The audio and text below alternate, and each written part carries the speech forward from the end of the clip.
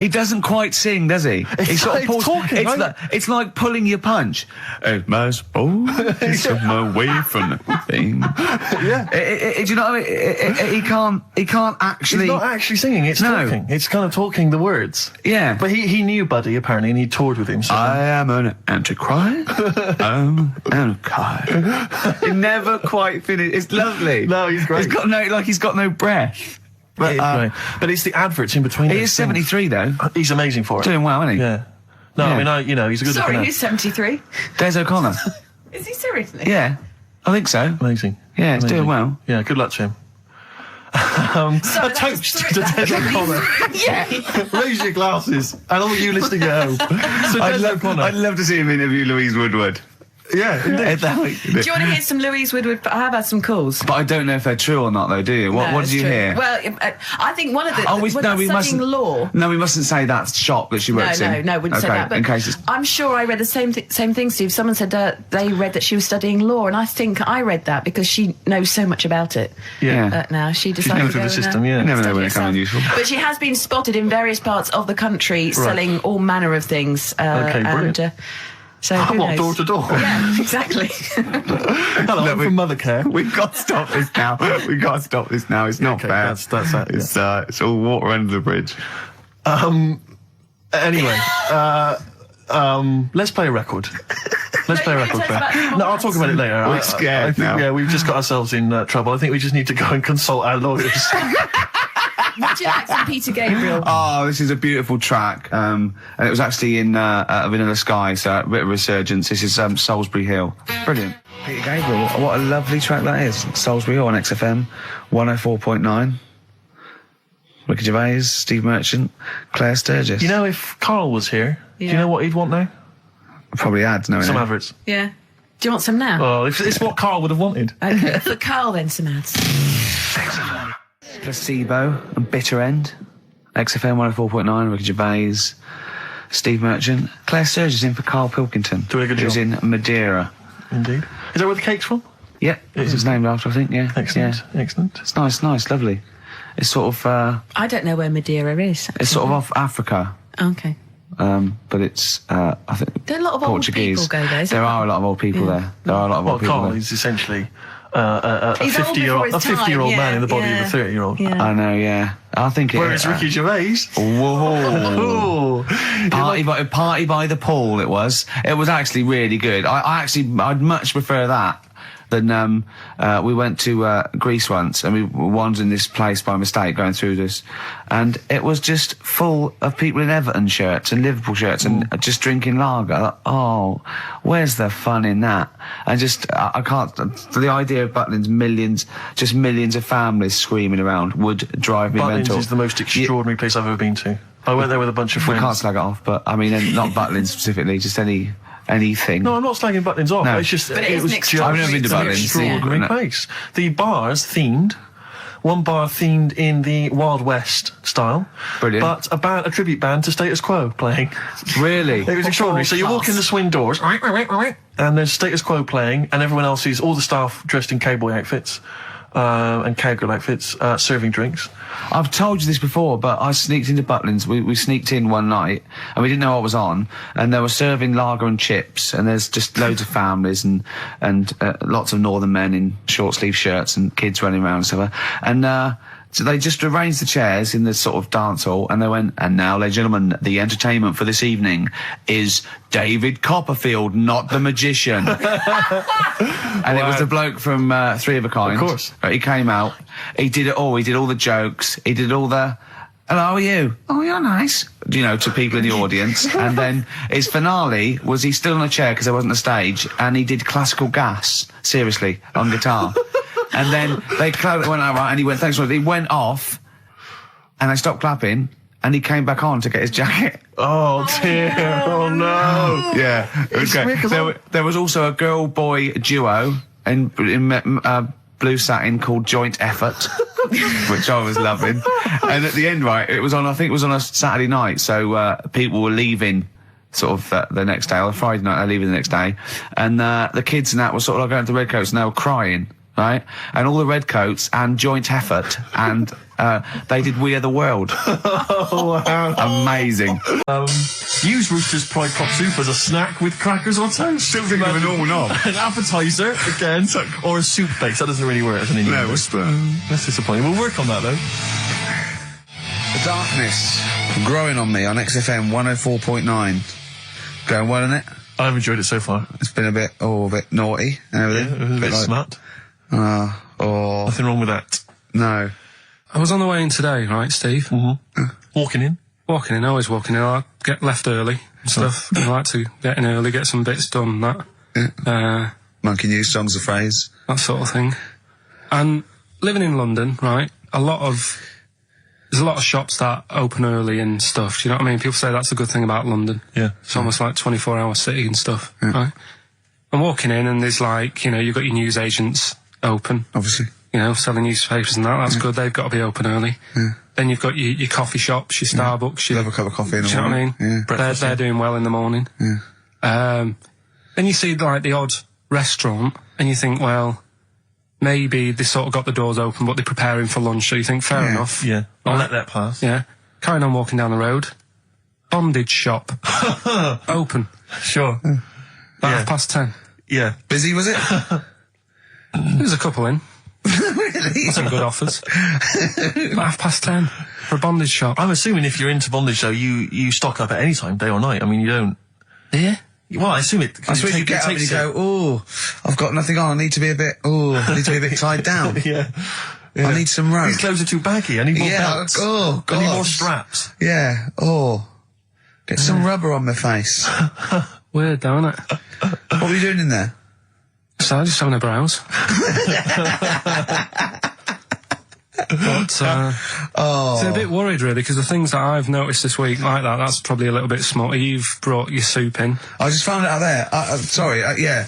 It is Rooster's Pride, cock soup, noodle soup mix, chicken flavour. Right. But I mean, do they not know that is obviously just going to be used on the Graham Norton show and Chris Tarrant when he's doing his show abroad? Yeah. I mean, do you know what I mean? How could they call it cock soup in this day and age? Don't keep saying it. Well, no, it's fine, because you can say cock as long as it means the male, we've done this. Oh, do you mean a chicken? Yeah, look, it's a picture of a chicken. Yeah, sorry. What did you think it meant? No, I don't know. I just lost my head. Okay. Sorry. Yeah. But, there's something else that's a bit sort of... A bit blue? A little bit blue, but then it's real as well. Do you know what I mean? Well, it's a that problem. excuses it. Go on. There's a programme. We couldn't have said the cock soup if we'd made it up, but because it's real, it's Yeah, fine. yeah. We also couldn't have said the cock soup if we'd have meant a male penis. Thankfully, we don't. So. We mean a little chicken. You go on. Yeah, this programme was on. I think it was Wednesday night, something. About this little lad. Yeah. Who was a fella and a woman. At the same time. What do you mean? Like a cartoon with a secret identity. By night. What do you mean? He had both By day sets? a boy, by night a woman. He had it all. What'd you... Sorry, wait. So he had male and female genitalia. Yeah. So what do you call someone that's born like that? Weird. Yeah. Like, what's the term for it? Go on. You know it. We've talked about it before. Aphrodite. Really? So close. Hermaphrodite. Yeah, hermaphrodite. Yeah. That's weird, don't it? Yeah. And he had the ball. Yeah. And he had the... Well, what happened was he was born, right? Obviously. And the doctor said, there you go. Lovely little boy and girl. So the mum was like, what? So he said... No, I don't think the doctor was sarcastic. Yeah, what? I don't think the doctor was sort of dissing them. Yeah. There you go. What do you mean, doctor? I'm gonna have a look. There's the cock, there's the minge. All right, see you later. What are you going to call her? Hit. But doctor, what do you mean? Have a look. He wasn't sarcastic. He didn't give Doctor, clues. tell me what you mean. Give me a straight answer. He probably went, oh shit, she's got a cock. He didn't go... He wasn't sarky to the parents. No, Anyway. but I'm just getting across. Do you know what I mean? I always had a little bit just to... Yeah, I know you do. Yeah. You should be a news. newsreader. Be brilliant. So there's a little kid lying there. Yeah. And the mum says, what am I going to do then? So the doctor, I mean, I'm condensing this. It was like an hour long. Sure. Yeah. Yeah. So he says, she said, what will I do? And the doctor said, well, he's not sort of well hung. Right. Oh, So He's not sort of well on. This doctor I assume has been struck off since for saying these things. It was a real doctor. It wasn't Dr. Fox. Yeah. Right, go on. So the doctor said, so I recommend that we make it a woman. Right. So they sort of do a little bit of jiggery pokery. Yeah, a little bit of work. And I don't think that's true, Carl. No, it is. It was on the programme. But I think they can tell really what they were meant to be from their chromosomes, can't they? They can tell whether they're X, Y, Y, or yeah, X. not just, it's not very well hung. No, I'll tell you what, because back then, when this was going on... Yeah, no, I'm just thinking they might not have had... The doctors then thought if you had a kid, right, and you thought, it's a bit ugly, maybe it'll have a better life if it was a fella. If it was a girl and it's a bit ugly and you think it's going to get hard time. Right, don't talk shite. What? What, that a doctor would go, right, you've had a young girl, I'll tell you what, she's a pig, let's pop a cock on her. Don't No, talk I'm not saying, shite. I'm not saying that. What I'm saying is, say if you have like I say, a girl, I just think it's harder if a girl's ugly and she's growing up, she has a harder time. Yeah. Don't you agree with that? Possibly, but you don't change someone when they don't... No, yeah. You don't change their gender because they're I'm just saying what I'm saying is the Elephant Man would have had a harder time if it was Elephant Woman, is what I'm saying. But listen to me, listen. What the doctor was saying is, if you get a baby before it's 2, back then they thought you could sort of say, well, instead of giving it a go-kart, give it dolls to play with. Right, back when? What are we talking about? The Middle Ages?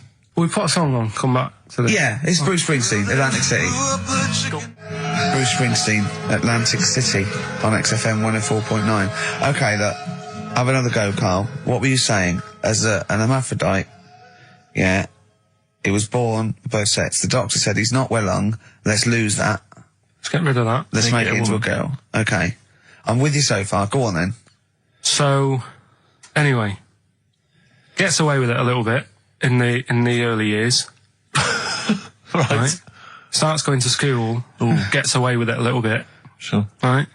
But then, do you know when you get to that age and your head goes all funny, like when you're a teenager and you sort of I don't know, your skull goes. Mine never did. What are you talking about? No. It's that sort of teenage years when you look a bit odd. Do you know what I mean? You go from being quite a good-looking person, and then your body starts growing at a different rate. So you never know till 21 whether you're going to be a looker or not, or whether it's just. I know. Right? Go on. Yeah, I'm still waiting. So your head grew outwards at exactly the same rate, didn't it? That's why it's your head grew faster than your hair. He's got a lovely head of hair, but just below the skull. Yeah. He's got a little afro in there, but it just couldn't get through the follicles. It couldn't catch up the skull. Expanding. Oh, bless him. Oh, come on, Baldy. But the thing is, right, so you see these pictures of the lad stroke woman who's trying to be a woman at the age of 14, 15. Sure. Yeah. She's got one of them big heads. Right. Like a lad. She starts having a hard time. She doesn't want to play with the mates, with the dolls and all that. She's more into go-karting and that sort of thing. Gets to an older age.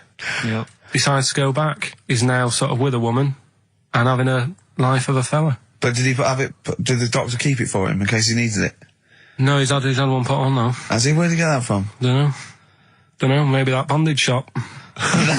What do they do when they do that? Do they put on what do they do? Maybe someone could call in and tell us.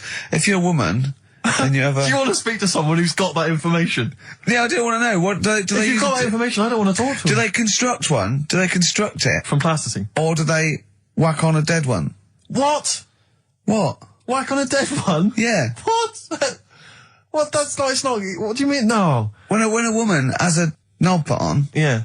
To have a sex change, where do they get it from? Is it constructed? Do they find, like, I don't know... From a donor. A donut? From a donor. Oh, well, yeah. A donor? Donor, yeah. Yeah, but presumably it's like... Maybe there's someone who after they're dead, I mean. No, I thought very few people... It's not like giving someone a kidney and then sort of like celebrating with them. Maybe if you're a guy and you want to become a woman, you've got one to spare. That's true. Yeah. Well, a swap. Yeah, just do a little swap, probably on the internet or something. Or Noel Edmonds. What do you mean? On Swap Shop. He's not a man. No, but he could go, we got a fella here who, got a lovely, nearly new, unused penis. Keith Chegwin out in kind of Bognor Regis. Wants a couple of tits and a fanny for that, so, call in. It reminds me of the, do you remember the John Wayne Bobbitt story, which Yeah. it's always seemed odd to me. I never really kind of got all the information. Do you remember that one, Carl, where the woman cut off her husband's penis because When he was sleeping? I think he was sleeping, and she drove off. I think he threw it woke in the up woods. quite quickly. Yeah, that's so much better than the alarm clock, isn't it? Yeah. And she threw it out. She threw it out of the car window. into the woods. Yeah. And he went and found it. Yeah. But imagine if he'd got to the hospital and they'd sewn it back on. He'd gone, "That's bigger than I remember." I'm not sure this is mine. How many of you cut us where we dump all the knobs? We dump all the That's knobs where- out there. Yeah. That was an extraordinary story. And then, bizarrely, he became a porn star. Yeah. Yeah. Very strange life that man's had. Well, it is a bit of a shock to the system, isn't it? Oh, cutting your knob off. I know. Do you remember that French bloke, the performance artist of like 1910? Do you remember him? No. He, as a performance art, he cut in a theatre, he cut his knob off to a crowd of people. Now, What? That's only a one-night trick, though, isn't it? Exactly. But what if there had been a bang outside? They went encore. He went, "Oh!" Yeah, or they looked outside because a car backfired. He went, "Did you see that?" I go, "What?" I go, "Oh, just cut the..." Did you? Yeah. Think of that. Sacre bleu. I know. French are funny, aren't they? Cutting your knob off for your art. Weird, isn't it? Longview. Further on XFM 104.9. As we're having so much fun with penises, Yeah. I thought perhaps I should just mention... That's a slogan. We should just mention this story briefly. It's in the paper today. A Russian is selling what he claims is Hitler's mummified penis for £12,000.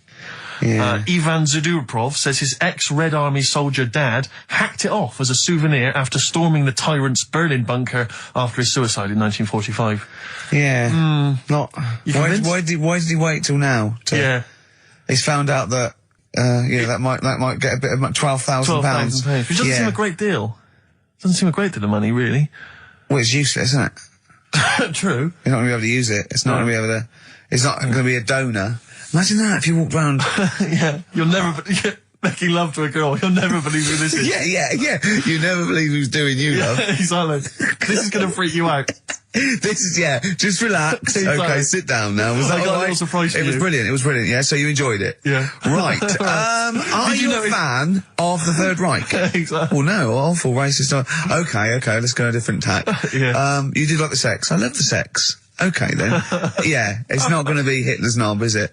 But I like the idea that, I mean, you're you're in the Red Army. Yeah. You've just stormed Berlin. Yeah. 1945. You crash into the bunker. You've gone through terrible. Terrible. How you've lost 20 million comrades. Unbelievable. Oppression Been everywhere. going on for years. You're in there, you see the man. Here he is, he's dead. He's dead, The figurehead and leader of one of the most despicable, You turn to your friends, there's a tear in your eye. Yeah.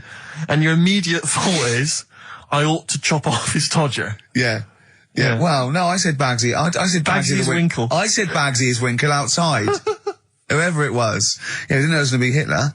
Brilliant. It's just, I can't, it just doesn't make sense. It's ludicrous. It's ludicrous. And I don't know how is he expecting to prove this? Because I want some proof. Well, I think that's why he said that. He probably started off with, I've got Hitler's face. And they went, brilliant. Oh, let's have a look at it. What do you mean, let's have a look? Well, just check Hitler's face. Obviously, I know what he looks like. Oh, yeah. No, it's not. Yeah, you know what no, it's not his face. What wouldn't you know what it looked like? Well, I mean, no one's ever seen his genitals. That's what I've got. Yeah. I've got his. It's got a little swastika on it.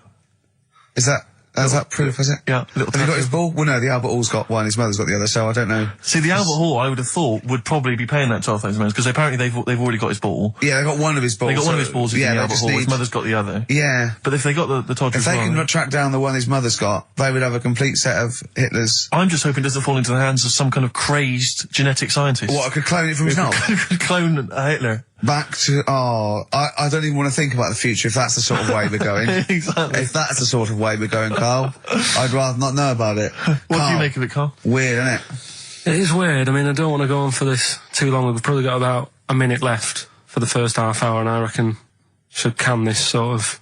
What, 30 minutes of genital talk? But That's enough just on a quickly, Saturday afternoon? there's one in a museum. I think it's like that London museum. What? One what? Well, do you know like how people are buying weird stuff and that to put in museums? Yeah. There's this device that, I mean, think about it, years and years ago they used to torture people, didn't they? Yeah. Really badly. Mm. And the device Yeah, that they've got... there's no real good torture, but go on, I see your point. Yeah, but this device, right, think about it, you've done something really bad years ago. Yeah. Right, and you're thinking, oh, what are they going to do? Do you know what I mean? Could do anything here, it could be the end for me. The device they've got is this thing that you put on your bits as a fella, and it's sort of metal, so it means you can't sort of, you know, get excited. It puts a stop to you, sort of. That wasn't a torture device. I think it was a Victorian thing to stop adolescent boys wanking. They used to have things like wrist things as well with like spikes on them. It's not a torture device. Isn't that? Well, not really. Imagine that being captured by No, right, you're never going to get hard on again. All right. Not really a torture device, is it? And there wasn't that many nice looking women wandering about anyway back then, was there? Didn't get excited about stuff. What are you talking about? Well, they filth, they stunk and everything back then. Right, we've covered that. No more of that talk now, right? Let's move on. Filthy. All Victorian women, filthy and stinky. Yeah. Oh dear. Bit of Rolling Stones and then let's set go up for the it. old songs of phrase. Yeah. Stones, Beast of Burden. We've not played it before. It's an absolute gem. You're saying that a bit, sort of a bit gay? No. Is that what you're saying? No, but what was... Suzanne accused me of that in the week. Why? For being a bit gay. She said, I'm sure you're gay. Why? Just because I was moaning about stuff. She said, oh, you're a drama queen.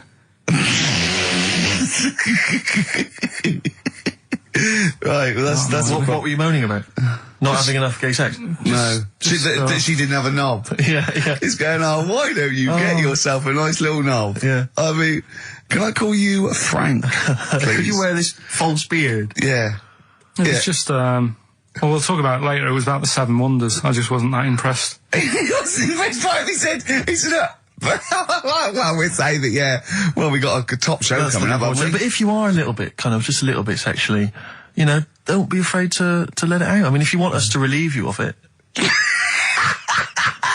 I'll tell you what. Let's have a little bit of Maggie May by Rod. Oh, it's a Can't beautiful quite day. killing a joy. 104.9. All right. Carl, just an email, a question for you. Can you please let me know which school Carl went to? What school do you go to? Cessav. What? Cessav. Cessav? Yeah. What does that mean? It was on Cecil Avenue. Cecil Avenue in Manchester. Yeah. It's just he says, I'd like to know so that I don't send my kids to the same place. He also says, he says, P.S., does Carl look like Gollum in Lord of the Rings? Yes. He does, doesn't he? Yeah. Yeah, that's very good. Yeah, in fact, I was just putting a little bald wig on you, wasn't I? Like he needs one. Yeah. So, if It's you just want some to of the fun and games we have when the songs are on. Yeah, did it hurt? Just a little bit. The bit that worried me is when you said, let me just staple it. Yeah, well, I was trying to get it under your chin because it looked funnier. And he was scared. Oh. Can I just give you a little fact here? Someone's emailed in for you, Carl. They've sent an interesting fact for you. I think you're going to be interested in this. Don't read it on the email. Let me read it for you. I think you'll be excited. An interesting fact from Carl. That's from Toby. He says, Attila the Hun punished some fella who annoyed him by cutting off his arms and legs. You'll love this. And stitching his arms back where his legs should be. And vice versa. Look at his face. Look at the little smile that's just cracked on his lips. That is the kind of fact you've been waiting for all day, isn't it? So go on, again, so... Attila the Hun, right? Some guy he didn't like. He cut off his arms and his legs, and he stitched his legs on where his arms should be, and his arms where his legs should be. Look at him looking at his body, trying to picture it. Yeah. I'll let it sink in for a little while, then I'll ruin it for him. Carl, what are you thinking? I'm just picturing it. Right, he would have died. It would have been tokenistic. There's no way that person could have lived through it. So it was just for Attila the Hun's fun. He probably put him on a stick outside his gate or something. There's no way in those days that he could have gone through complete limb amputation and... So would he have wore a jumper for pants? Who's the winner of the competition? From Walthamstow, it's Joe Ogden. Well done, Joe. You got the correct answer, which was what? The Fella with two heads at number 50. number 50. Is that it? Are we off? Yeah, that's it. Yeah, all right. Cheers. More of the same drivel next week. I guess. Bye. Placebo, special needs on XFM 104.9. Email in where Lanzarote is. I don't know if it's Italy or Spain or Europe or maybe Africa. You know, these are the sort of things, these are the reasons I come into it, to at least learn something, innit, Carl? we've stopped educating Ricky, so I've stopped learning, you know, about things like the woman who ate mud all her life. We've had a lot of emails, Carl. I don't want to sort of put a dampener on your Christmas, but a lot of people have been slagging off Lanzarote. One of them just said, well, one of them, I don't know if I can find it. It is Canaria, isn't it? It is one of the Canaries, isn't it? It's a volcanic island covered in volcanic dust. It's very windy, so you have to dig a hole to sit in on the beach, and there's hardly anything to do. That's from Mike Godham, and he says, unless you like quad biking, well, you know, you've seen what happened to no, don't go quad biking. Not with your little head. There's no protection at all, is there? I don't know what you're thinking. I don't know. At least Rick Mann and Ozzy had lots of hair. You'd be like Humpty Dumpty. It would crack like a little egg. And then we'd seen, there's no kings or kings horses. So, yeah, well, they couldn't do the job anyway. No, we shouldn't really send them. They're not really qualified. Horses not equipped to put back a medical man like Neil Fox in. Yes. To mend but not eggs. some kind of military horse. I bet he's had egg on his face a few times, hasn't he? What, Foxy? Yeah. Well, most of the series are Pop Idol. Right, Carl. Lanzarote, good or bad? Well, you got to give it a go, haven't you? Yeah, well done. Give everywhere a go. Exactly. That's what I was saying. You know, don't just take the word for it. I mean, if it had said Nananova, Lanzarote shit, he'd have believed it. Sure. You know, if he'd have overheard it in a pub, Lanzarote a crap, he'd have believed it. He'd have seen it on a website that was mainly concerned with monkeys and witches, he'd have believed it. Yeah. As it is. Everybody raves about New York, and when I went there, I thought it was rubbish. Well, you're an idiot then, because that is possibly the greatest city in the world, along with London. Subjective, though. That's why they have holiday programmes and that, innit? So you see it and you decide for yourself and that. Yeah, but you saw Venice on a holiday programme, as you put it. You went there and you went, it was rubbish, full of black bin liners. Well, it is. Right. Didn't they show that? It stunk. Didn't Judith Chalmers say that? Oh, it stinks here, and there's loads of rubbish everywhere. No, she didn't. Did she mention that? Oh, that's what I mean. So it depends what you want from holiday, doesn't it? Well, yeah. But So you're an idiot if you don't like New York, so next. Anyway, go on, break up, guys. Kiss and make up. Yeah. Carl, we've had an email. Some old Rockbusters. Someone's emailed in. They wonder if you can get some of your old Rockbusters clues, your old genuine Rockbusters clues. I know Rockbusters has come back. Well, of course he can. It's the way his brain works. Well, indeed. But I think you'll.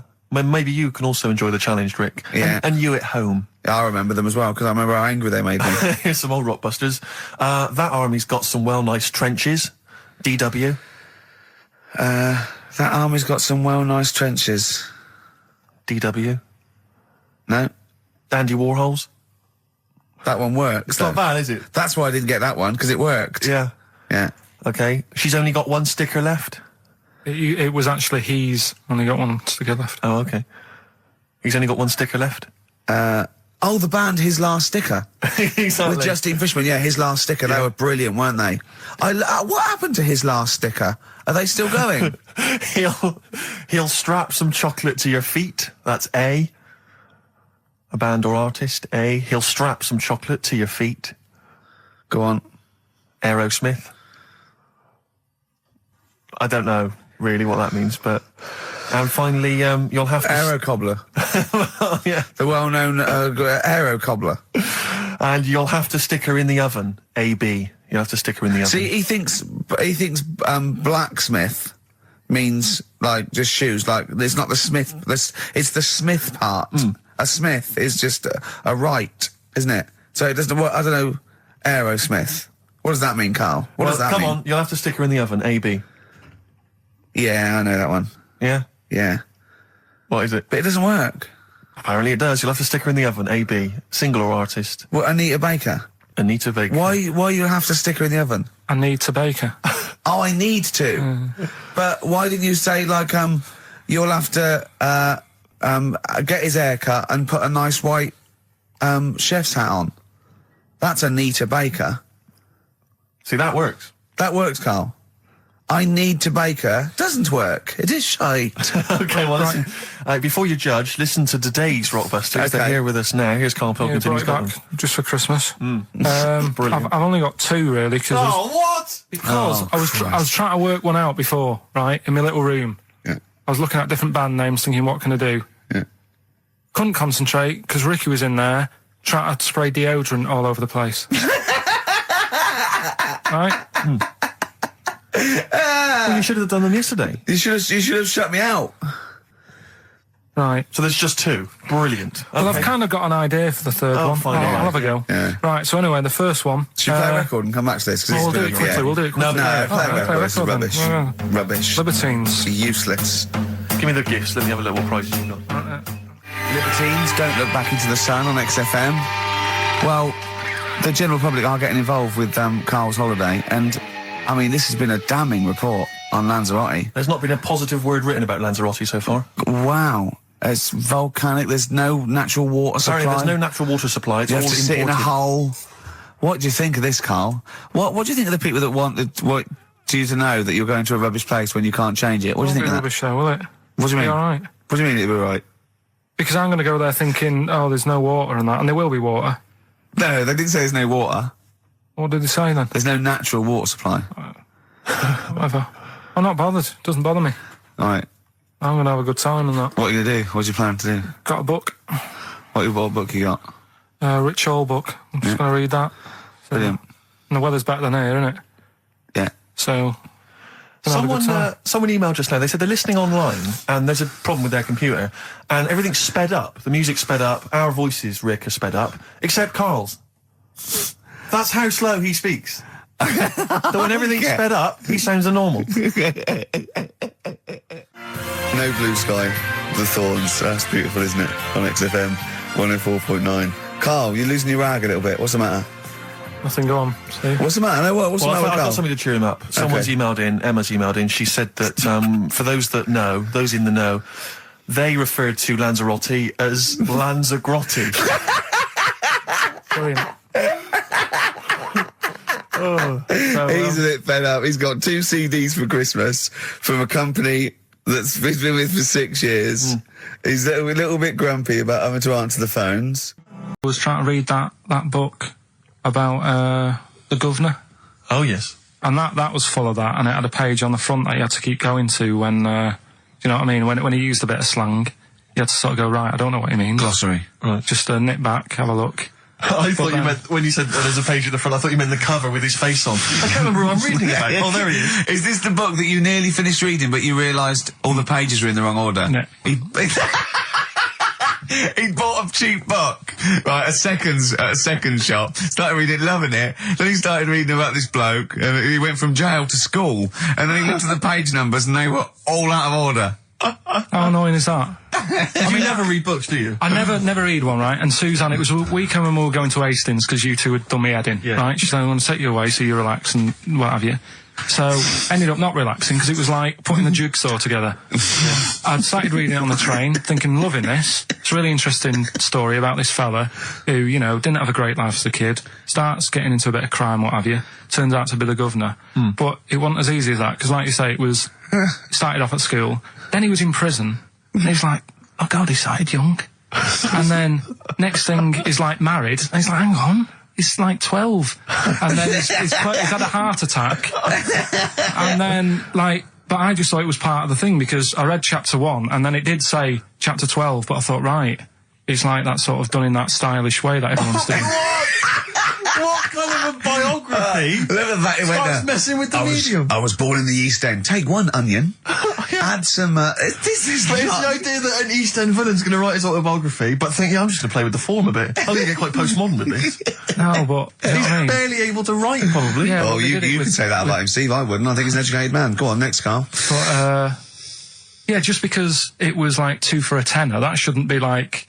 Oh well, you know, you got a good offer. So No, that's rare. I'm sure the bloke selling it did not know that the pages were out of order. Let's face it, Karl. You read it and didn't realise. Yeah. So you can't really blame him. You got almost half the way through before you realised. I know. Yeah. But anyway, you know. Still, that'll teach you, and that's put you off books for life, hasn't it? Well, I don't like getting into books now. I just read snippets of information. Play record. Play record. No, I was just going to tell you about a bit of information that I was reading. Okay. And I can't... Will we play a record? No, I've got first? time for a bit of drivel before we play next tune. Well, I'd rather hear a tune and come back for drivel, because I think people are tuning in for drivel, so let's tease them. Okay. Let's have a record, then some absolute shite from Karl Pilkington. Excellent. Look forward to that. Roll Over DJ by Jet on XFM 104.9. I'm Ricky Gervais, with me Steve Merchant and Karl Pilkington. All right, Karl? Yeah. Bit miserable today, Karl. Let me explain why. Go on. Steve, and to you, the listeners. Well, we came in to a big bunch of stuff. Dropped off was it Becky from Marks and Spencer? Just like lovely stuff. Food, presents for the cat, books, just, to Ricky and Steve.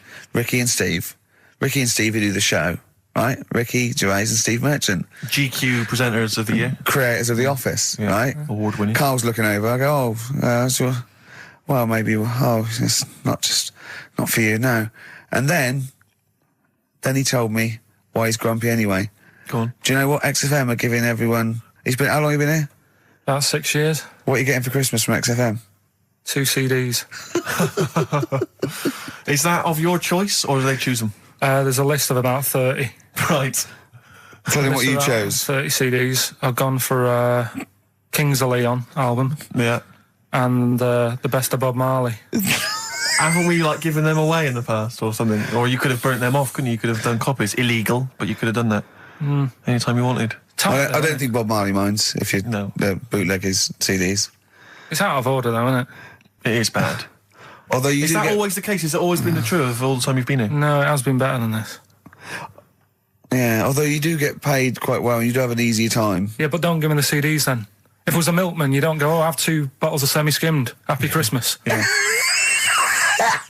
That is a valid point. Do you know what I mean? You complain? Who is it who made this decision? There's no point. No point, is there? Why? Just no point. I don't like moaning anyway, just... Has it come from up top?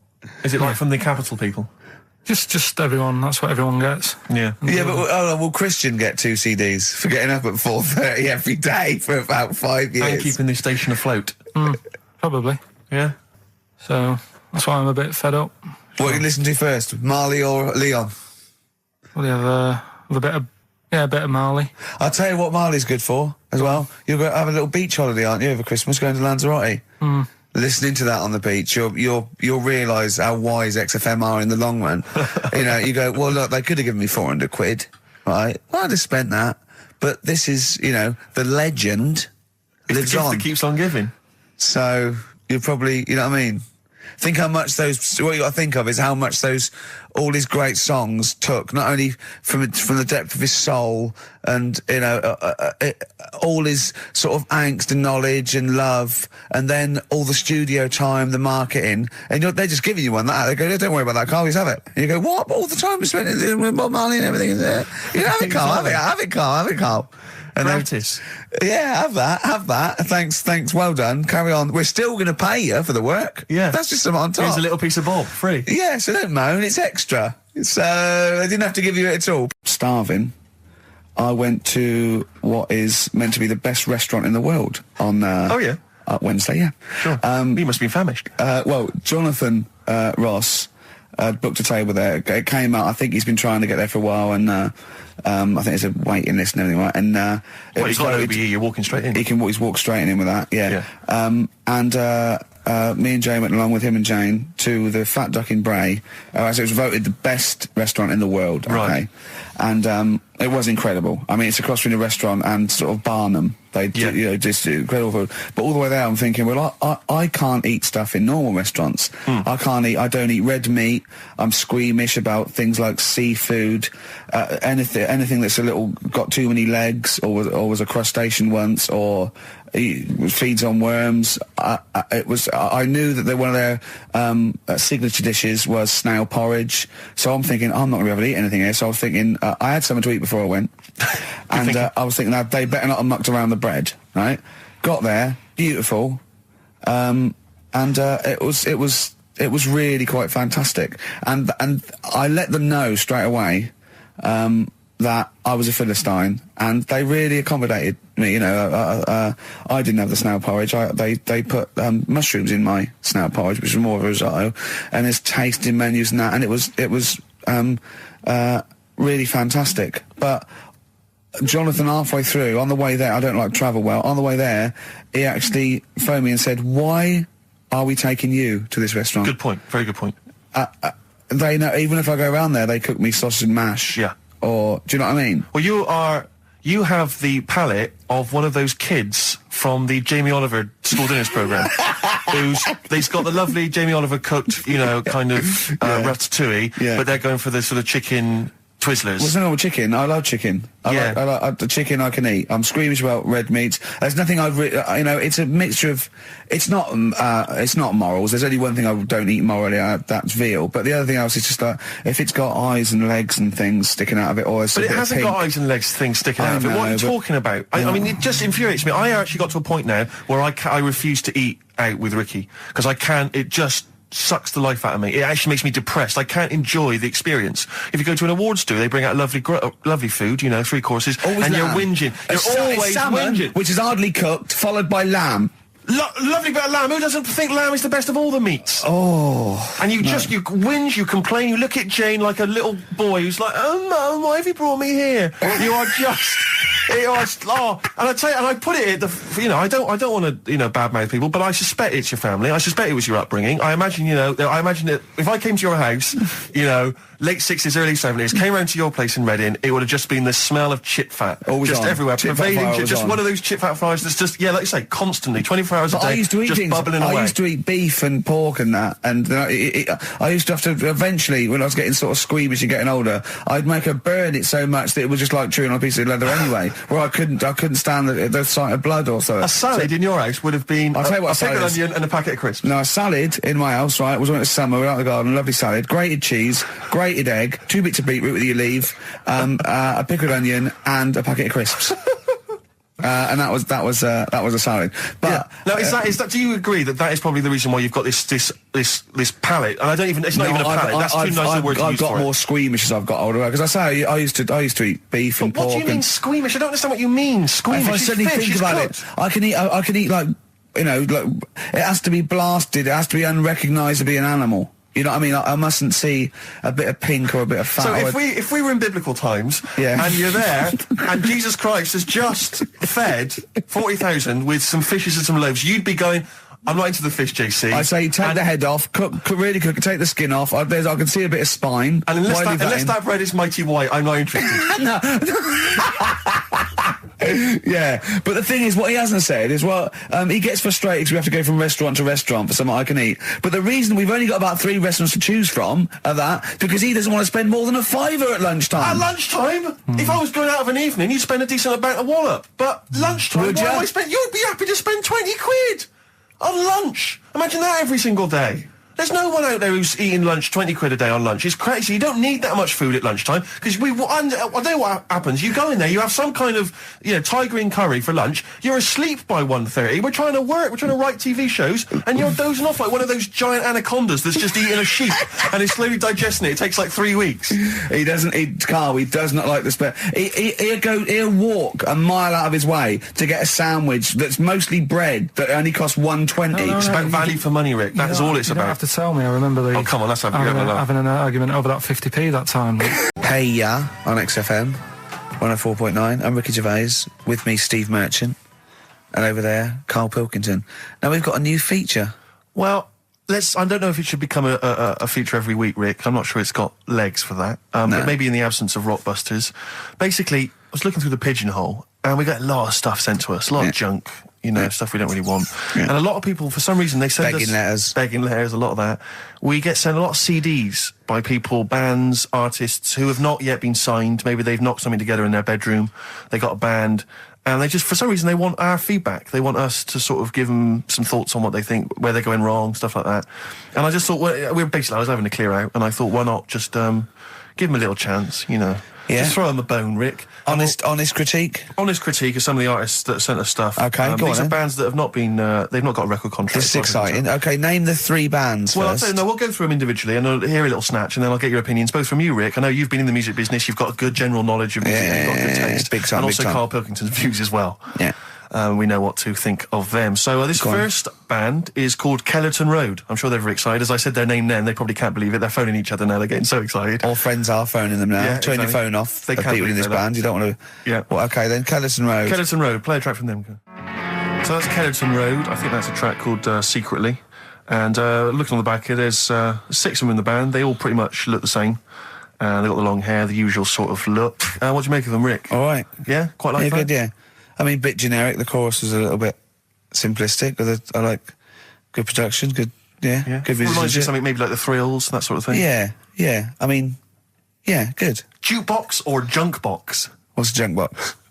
It's just, I'm just trying to make it sound snappy. Jukebox or junk box? Don't, because you haven't got it. Don't ever stick to what you're good at. Okay. What, being sexy? Just sort of watching Doctor Who and stuff. You like that, don't you? Yeah, I love it. Okay, then, right, what's the next one? So, well, let's just ask Karl Pilkington's opinion. Karl, what were your thoughts? Yeah, it's all right. Yeah? Yeah. That's it, is it? Yep. Is that why you're no longer right for the enemy? Go on. So what's this next one you've got for us then, Karl? Toffee. Toffee. It's called Born Depressed. Oh, dear. Brilliant. Is it about you? There we go, I Toffee. quite like that. Yeah? That's sort of a bit glammy, bit underground. Yeah. What do you make of the name, Toffee? I don't like the name. It's not great, is it? No, but I quite like that track. Quite like the track. I'm If just that's looking at the representative. CD, they've made it themselves, and basically the band feature on there completely nude. Oh. What do you... Well, we know what we think of that. What do you think of that, Carl? I'm happy with that. Let's have a look, though. Have a look there. That's no point, is it? There's quite a lot of blokes and there's one naked lady. Just having a look, though. Just... Yeah. What are you looking at the blokes? What are you looking at? Why are you looking at the blokes? Let's Knob. just having a look. But you look at their knob. I can see by the way your eyes are I'm looking. looking at the woman's knob, though. Well, she won't be happy with that. No, that's a bloke, Karl. Yeah, that's where you've been going wrong. Yeah, that's the woman. Yeah, Yeah, that's what I was looking at, that one. The woman's knob, so that's all right. yeah, good. So Rick, hit parade or shit parade? I don't know if it's going to be. I don't think it's going to be a hit yet because I haven't got backup. But I think we're looking more about whether they get A record deal. Do you think they deserve one? Yeah, I like. Thumbs up for both of them. Okay, excellent. Well done. All right, well done. And Karl, play the last one then. What did you make of it? Sorry, we didn't ask your opinion. We weren't interested. Like to see him on CD UK. Just like that on the CD cover. Okay. And this last act, I think, is this right? Picture Centre? Yeah. Picture Centre. Picture Centre. My favourite. You like that? Yeah, that's my favourite out of all of them. Good. There's a bit of Amy Mann in there. A little bit Cocteau Twins. Yeah. No, really good. I really like. Really good. Really intriguing that. Karl Yeah. Pilkington? Yeah, it's all right. If you didn't like it, what would you say? It's weird, though, isn't it, music? No, do you know what I mean? It's like, it depends what you're doing. Do you know what I mean? That's all right. If you're just having a game of crib or whatever, it's just on in the background. That's the thing with music. I don't think you can sort of slag any of it off. It's times, and it depends what mood you're in and stuff. Yeah. So So this it's is a pointless pointless. feature. It's a pointless feature. Points for you. We'll do it well, I again didn't come up with it. No, I do. All right, don't slag it off. then. Okay, we'll do that again then. I was quite enjoying that, but okay. No, do you understand what I'm saying? Well, That it's not worth having an opinion about music. Well, I'm not that bothered. I'm just saying. imagine if he was on the panel of fame going to be your pop idol. Yeah. That'd be great. He'd go along, and Nicky Chapman go, yeah, you've really improved. I really like that. I don't know what you're wearing. Dr. Fox, you were hot, baby. I loved it. Like your legs, like all your boobs and all that. Brilliant. Come to Karl. Not bothered. All right. Yeah. Brilliant. No, we'll keep it up. You know, Play a record. Yeah. Oh, come on. This is my favourite. Can I change? Well, this is my favourite out of all four of them. Lynyrd Skynyrd. Yeah? Yeah. Yeah. Slam dunk this puppy. Jack. And roll over DJ on XFM 104.9. My parents won't let me ditch my studies. He's currently reading modern languages at London University. Sure. He wants to follow his dream, but his parents won't let him, of being a dancer. Karl. Worse than that, he says that they're trying to arrange a marriage to a bunch of minging daughters of people they know from good families. He doesn't know what to do, so he's got the arranged marriage coming along, and he's also got, he basically wants to be a dancer. His parents are forcing him into something more practical. Well, the first thing, right? I don't think Live your dreams? the arranged marriage thing is such a bad idea. Okay. Because I think too many people go on looks, Right. and then you soon get bored of that, and you find out the person who you're knocking about with, it's actually not your type. Right. Why don't you arrange marriages for people? Well, I'm just saying, right? So I'd say, Jay, go along with that. I wouldn't worry about it. Okay. I mean, if they're really ugly, then, don't go along with it. But if they're half bad, Yeah. put up with it. That's Sure. all right. The dancing, Brilliant. right? That's that solved. Brilliant. I wanted to be a dancer. After I did the boxing, right, I joined a dancing thing just near Man United's ground, right, called Twiggies. Went along, I wanted to learn some moves. How old were you? Well, it was when Michael Jackson was, pretty big, so about 83, 84, 85, something like that, around there. Wanted to do it. When I went, it was shut, and it had become like a warehouse for toilet rolls. So in a way, I wonder what would have happened. Sorry, how is that an anecdote about you going through dancing? You've told me before you did boxing for a while, you did dancing for a while. You had a true fight in the boxing. You didn't even get in the. That's not an. Imagine if that was a film. This is a boy's dreams of becoming a dancer.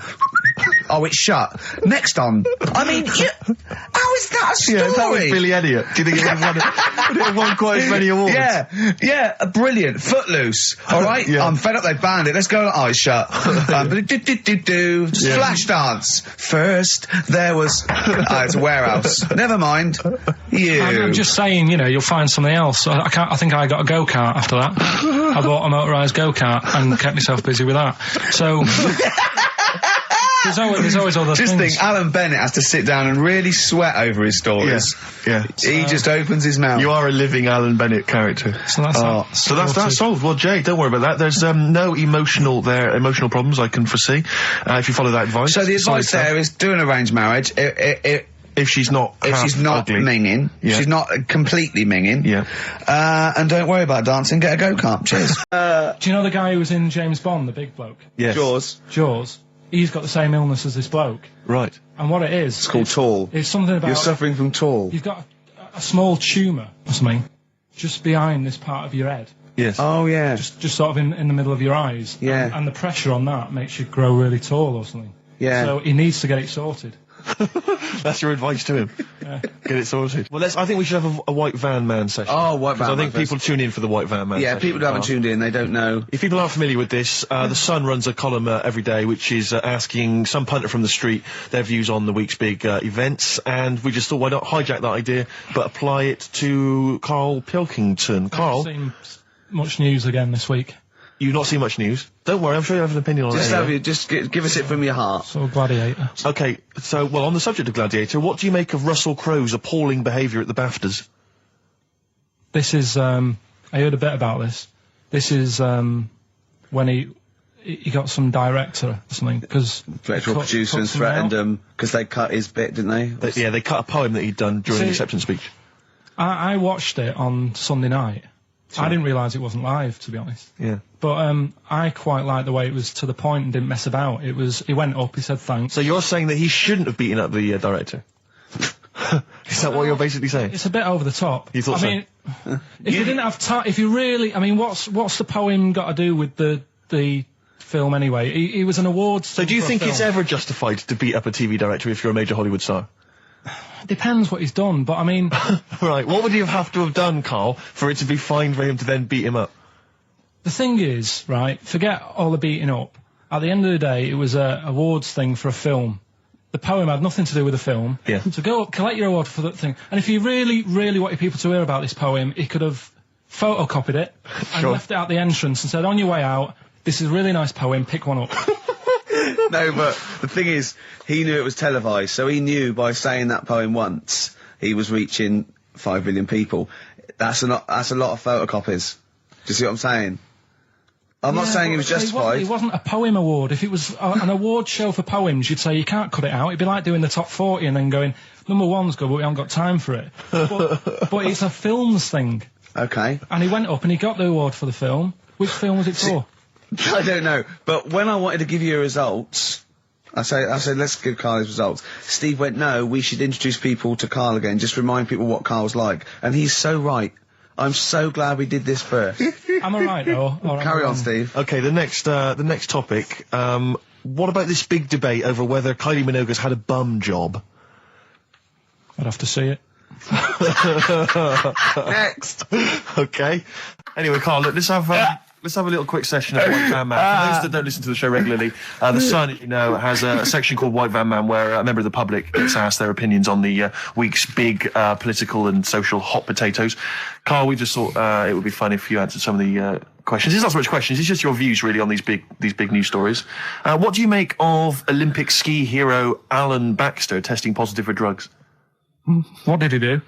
Well, he won a gold medal in the Olympics, and For what? he was a skier. Right. And he won gold medal, and they've just tested him positive for some kind of illegal drug. But what, I mean, if he did, why take drugs to ski? Why? Because all you do is balance. But imagine, it'd be amazing if you were stoned, like going down a hill. Yeah, it's not like you have But to... it's not going to help you, is it? No, it's not just like, gravity that's doing all the work, isn't it, with skiing? Yeah, but it's often to do with your athleticism, isn't it? It's No, to but help it'd be you. like saying, and we've just found out the people on the toboggan were on crack. It's not going to help them. You sit there and you go with the flow, and you try and you hold on. Could I say, the drugs he was Apparently taking... that's his defence, It probably wasn't jacking up H or, dropping a few E's or getting stoned. He was probably taking more sort of Steroids. performance-enhancing drugs, as opposed to him just, like, scoring some shit around the corner from someone, getting off his tits and jumping in a toboggan. Doesn't mean that, does it? He wasn't off his nut. Yeah. You tested you? You pissed out your head. But why doesn't he just say, don't be stupid, why would I do that? It's just not going to help me out. But it is, isn't it? Because performance-enhancing drugs do. Wait a minute, Steve. Wait a minute, Carl. Right, look at this way. Okay, look at me. Yeah, have I got his attention? Yeah, the lights glinting off your ring there. Yeah. Okay, right. Now keep concentrating. Right. Some athletes, you're aware they take drugs. That's to build up Swimmers muscle and stuff. Yeah, swimmers. For example, runners, yeah. Not only do they help build muscle, right, but they can actually, give them a boost performance-wise. They're sort of like steroids and all this sort of stuff, right? So that's the sort of thing we're talking about, okay? Right. So again, he wasn't on a bong would that help before. you? What? Why would that help you when all you've got to do is balance on skis? Not when you're at the Olympic level. Yeah. There's a lot to do with, your body and your There's legs. practice, isn't it? It's like if you've skied for years, then you've got good balance after a bit. Oh, do you know what, Carl? Do you know what? You've made a mockery of drug taking. Well done. Right, Yeah. next one, Steve. I hate this bit. I hate this. Okay, what about the fact that the pension crisis Sure. is going to force Britons to work into their 70s, Carl? You might have to carry on working into your 70s before you can claim a pension. I think it's a good thing. Because you see a lot of old people who look bored. Okay. And I honestly think if you keep your brain busy, Yeah. you'll live longer. Yeah. It's only when you actually shut down, right, that's when your body sort of dies because it doesn't feel it has a purpose. Yeah. It's like if you've got flu, keep going to work. If you have a day off, you just feel worse. You'll mope about at home. Doesn't do you any good. What about, where do you draw the line then? What if you say lose a finger? Pop into work? Depends. If you can't concentrate because it's painful. But what if you're a typist? Or You're not going to pianist? type as many words, but you'll do more at work than you would having a day off at home. Sure. Okay. Steve, it's time for... White Van Karl. We should definitely get some jingles. I think the show sort of lacks jingles, I think. Yeah. Noises. Yeah. Funny sound effects. Yeah. Well, that's Wow. Yeah. What's Mr. Nosy Neighbour interested in? Hello, what's going on here? Oh, we should definitely get some pre-recorded comedy noises, Carl, Yeah. for next Yeah, well, week. that's my job, but unfortunately I'm busy reading about Hitler.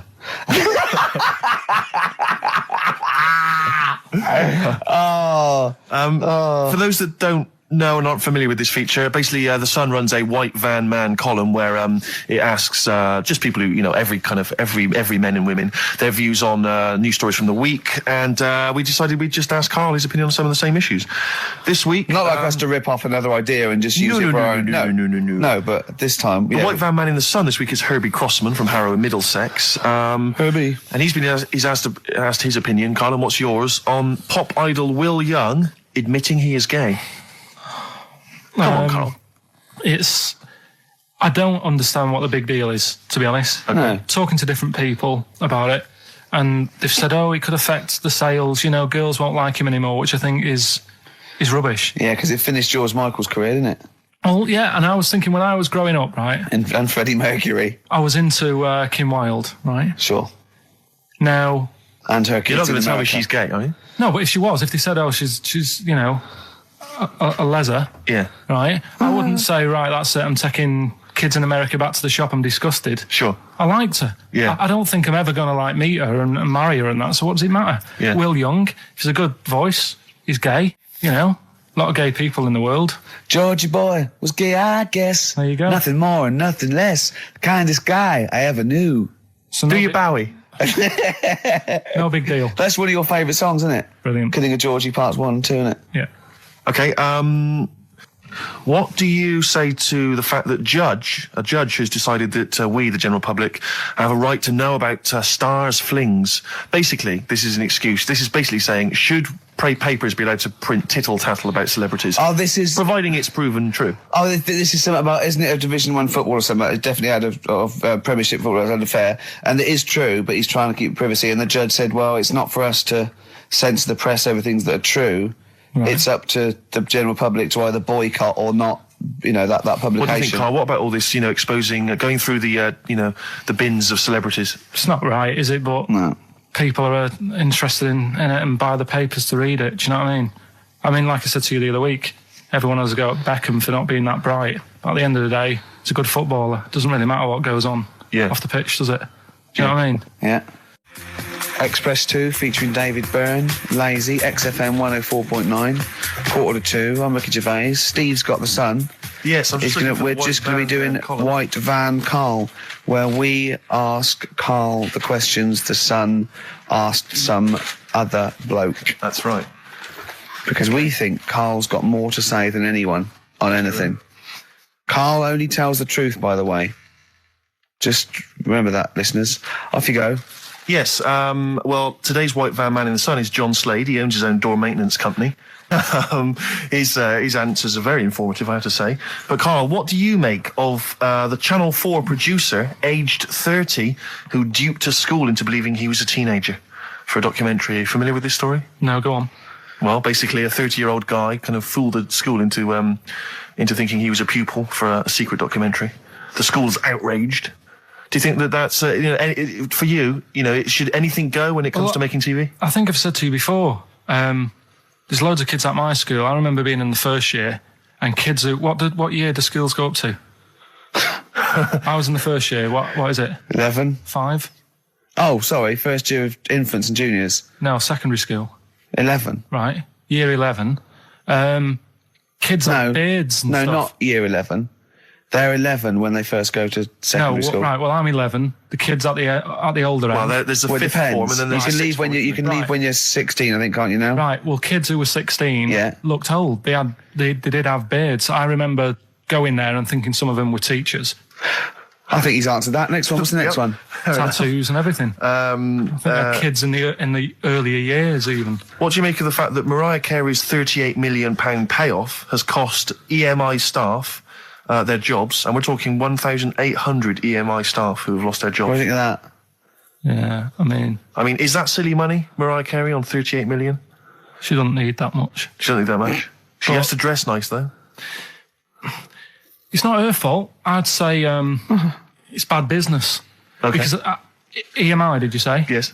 Right. They've got rid of them staff. Yeah. Mariah Carey's left. Who's going to do the work? Do you think Mariah should come back and do some temping? Well, they should have got a loan and paid her. Okay. Do you know what I mean? Vicious circle, that. Right. Have you done a business degree or anything? Commerce. You did commerce. Where did you do that? What did you do with that? At school, I'd learned how to fill out a cheque, pay a bill, and I think I had a trip round Kellogg's. Did you get an O level or a GCSE? We know he didn't. You know. But was there a commerce exam, or was it just a division of maths? Remember. What did he fill out a check? Was it a subset of It maths? was an option. It was like, if you want to do it, you can. What was it? Fill out a check. Pay a bill. Pay a bill. Have a visit round Kellogg's. Round Kellogg's, and I saw my sister's boyfriend there at the time. He sorted me out with some variety packs. Really? What was in them? You know, Rice Krispies and Good stuff. Cocoa Pops? Space Dust or whatever it is. Space Nuts. So, sorry, that wasn't Ken Dodd, no. No. That was someone else, wasn't it? That was an aunt.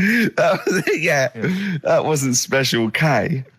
Oh, dear. What about this then? Home Secretary David Blunkett admits that muggers rule some streets. Weird this, because when I was out with you... I don't believe it's going to be weird, whatever you say, Carl. No, when we were in that pub that night and we got talking about muggers and that, the tip is what I tend to do, because I nearly got mugged once.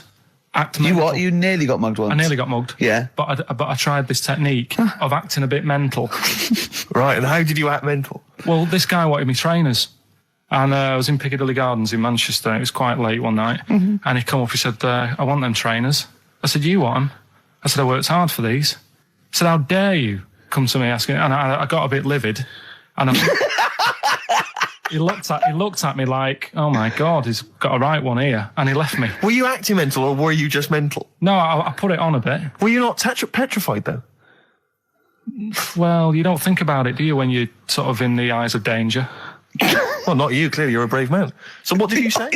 I just went a bit mad. I just kind of, because he said he wanted the trainers and they were dear ones at the time, and I just, no, you're not having these. So I've crafted you. I said I wanted these trainers. Yeah. And went on to tell him how I work at printers and I don't enjoy it, and I put in all these hours and that, and I have to cycle home for about 5 miles. And did he give you his trainers? Yeah. Did he have a knife? I just left. No, it didn't get that. Didn't get that violent. Well, that's very brave of you, Carl. Yeah, it's That's good. good advice, though. Just act mental.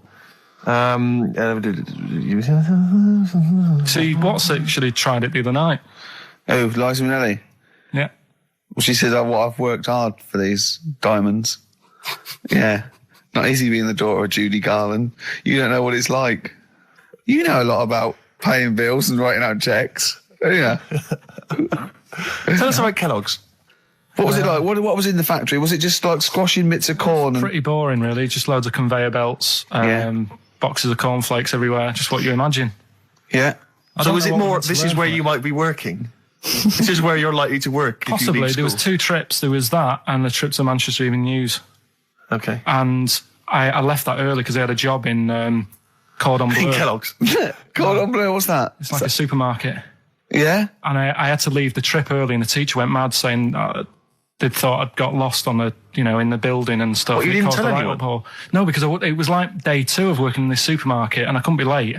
I thought by the time I explain where I've got to go and everything, I'll be even later. Sure. So I just left, and then apparently they were searching the building and everything for me. Oh, I where? was stuck in a printer. Don't know. Stuck in a printer? I don't know. What was the printer's name? You worked at a supermarket called Cordon Bleu. Yeah. Cordon Bleu! Brilliant. That's great, isn't it? It's rubbish. Oh. Got sacked. You had to What'd you get sacked for? Messing about in a back in the car park round the back. Yeah. Right, there was a grid, and all the concrete had gone funny. So when it rains, you got like a big lake. Oh, yeah. Right. And I got in. Do you know those big metal trolleys you get to like put all the food in whilst? Oh, yeah. And I got in one of them and pushed myself out into this lake. Of cement? No, water. Full Oh, it of was water water, because it'd been right, raining. right.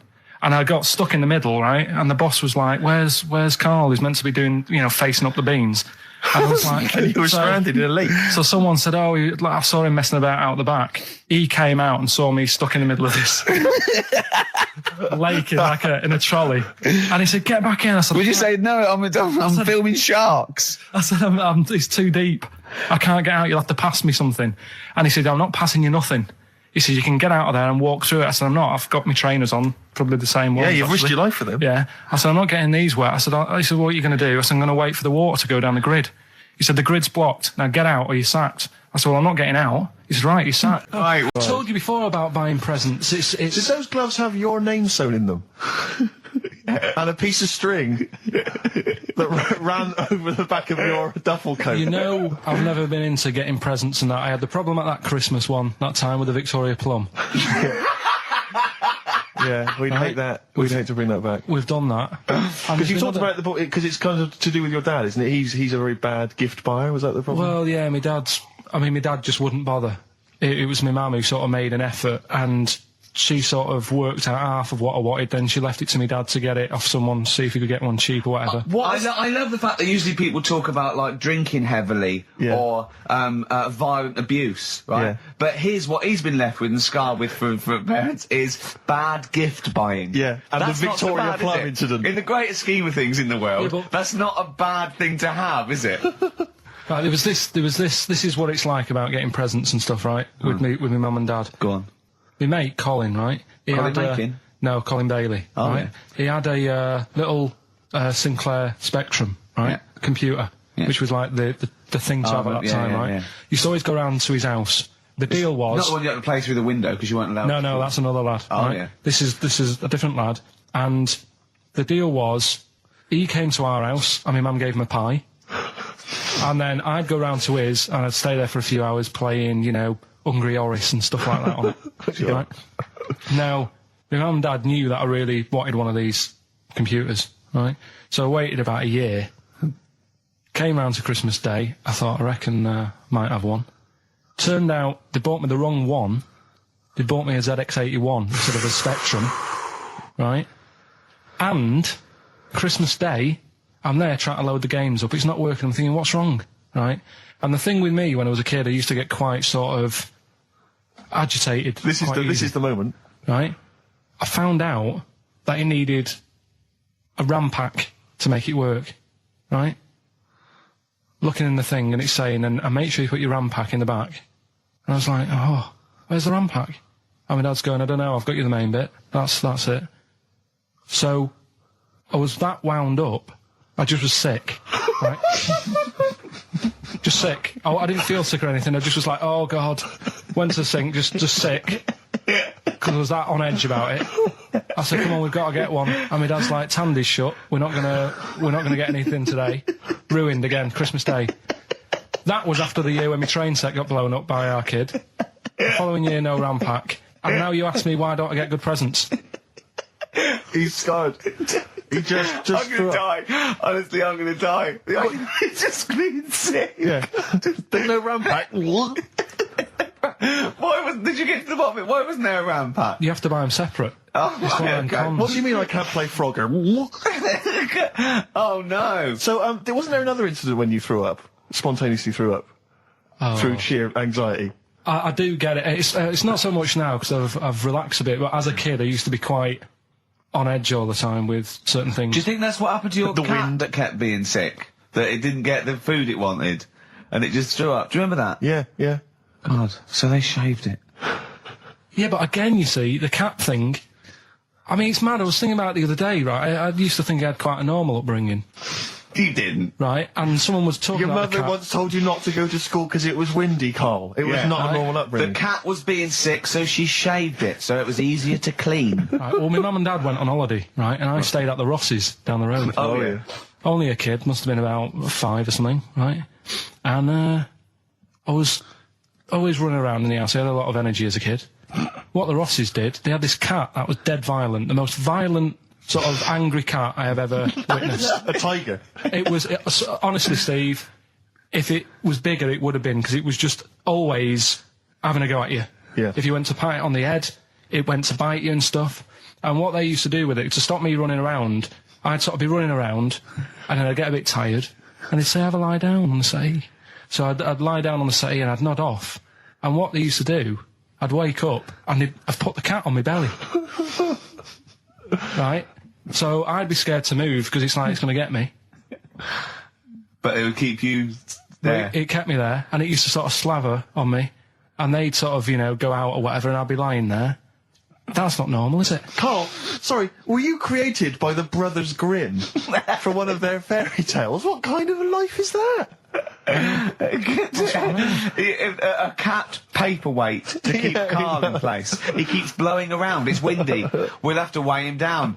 Be careful. Your mum probably told him that it's a windy day. You got to get something heavy on him, otherwise he just gets blown into the road. God, Bless him. Did I ever tell you about my Uncle Alf? no. He wasn't a proper uncle, right? But it was just he an aunt? one of my dad's mates and Yeah. that. And he was getting on a bit. He must have been about 60, which is pretty old when you're younger and that. And he was the same. He used to always wear a suit and that, but it was never in good nick. It was always like a rough suit, but it doesn't matter. He's still making half the effort and that. Yeah. And he used to sleep in a dinghy. Right, Uncle Alf. What? In his house? Yeah. Why? Well, in a flat, he's in like a little bed sit. Because he only had a little bed sit, and he was into boats and stuff. So he had this Two dinghy. birds with one stone. Had this little dinghy, had a little flat, thought, well, it's tight space and that. He had a dinghy as a bed, and he had 2 tellies, right? He had 2 tellies, one that the sound worked on, the other one only the vision worked. So if you wanted to watch a programme, You had to turn both on. put them both on like BBC One, turned one up, and watched the other one. Wow. That's extraordinary. From his dinghy? Sat in his dinghy. That is brilliant. It was an inflatable dinghy, it wasn't like a wooden... Yeah, an inflatable one, yeah, big inflatable Did you one. ever go around and visit him? Yeah, now and again. Was it weird seeing a 6-year-old bloke in a suit, in a dinghy inside, watching 2 tellies? It's weird at the time, I thought. Which of the TVs stopped working properly first? I mean, did he... let's say the sound went on one of them. Yeah. Did he carry on watching the other one, hoping that the other one was fine? Or No, he went and got a new telly, and then the vision went on that, and he went, oh no. He went, hold on then. Wait a minute. I've got another telly in the wardrobe that I haven't used it. It must have been like that. Wow, he sounds brilliant. Is he still alive? Yeah, he's still around, yeah. I haven't seen him for years, but he used to... Be all right. Was he married? Be all right. I think that's what happened. I think his wife passed away, and that's when he had all this... You know, he had a boat.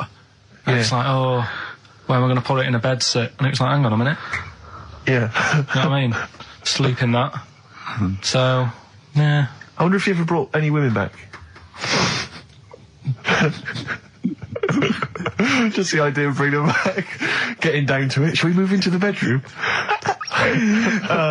Ahoy! Oh, that is fantastic. What were we talking about before? I was to tell you, you know the most complaints ever, the Last Temptation of Christ. I haven't seen it. Was it Scorsese, isn't it? It's Martin Scorsese, and I've bought the film actually recently because I was intrigued to see it, but I've not actually watched it. But from what I understand, the reason that it was so outrageous is because it has a whole sequence which shows what it would be like if Jesus had lived his life and not martyred himself on the cross, but lived his life as a human being, part of which is him having sex. And so I think that was chiefly what the outrage was, that it was showing this godly man to be, you know, as human as he was supposedly, you know, because he's supposed to be human as well. So that's the reason. That was the reason that there was complaints there. I don't know. I haven't seen the film. Well, I can't say. You see him, do you? You see him having sex, I think, yes. Although it is an actor, Carl. Yeah, it's not actually Jesus Christ. It's not the real Robert Powell. No. It's an actor playing Robert Powell. It's that, you see, sex on films and all that, right? When I was growing up, I'd be watching... No, just saying an example of this, really, right? When I was growing up as a kid and I'd be, you know, watching films with my dad, right? He'd really be enjoying a film, right? And then a sex scene would happen. Right. And he'd go... On film? Or just behind you? In the film, a sex scene would happen. Your brother up to his old tricks again. And he'd get up and go make a cup of tea, right? Right. Typhoon? That he'd stolen from some sort of telephone box? Got some good prizes? Absolutely, yeah, we'll talk about those later. Because, I mean, was it last week that you had the classic? Was it, I can't remember, I'm paraphrasing, Carl, apologies. Something like, I'm here in Texas, I've fallen in a puddle, and my knee has got wet. Yeah. Wet Knee Houston. Whitney Houston. Yeah. And also, it was last week when there was a little bit of confusion over the one for Holly Valance. Right? Of course. I don't think it was confusion, I think it was your error. No, it wasn't. And it was Holy Valance, and you meant Pelmet. Then Becky, who called up that time and said, if you're getting mistaken with Pelmet, right, she sent me an email in a week saying, I've done a bit of research. Yeah. It was my fault, I've made an error. Yeah. It is a Valance. Okay. And I know about Valances, as I told you last week, at the very end, my auntie loves them. Yeah. Right? She makes them. She started off just like putting them on top of the sort of window around the curtain. And then she thought, I can do more with this. Yeah. And she had a little coffee table that had magazines underneath. And she said, I'm sick of seeing them magazines when I'm sat down. She sounds like a Pilkington. So... I'm sick of seeing them magazines when I sit down. So she put a Valance around the table. Yeah. She just got Valances around everything now. Yeah. Right? Then, next step... she tapes everything. She never actually watches telly. She tapes it all because she gets sick of listening to the adverts and that. Yeah. So she tapes everything. So she's got loads of videotapes and that. And the video used to get on her nerves. When she was watching a film, she'd see the clock changing. Oh. And it distracted her from the film. So she put a Valance around that. Yeah. That's genius. Yeah. So that is or is it mental?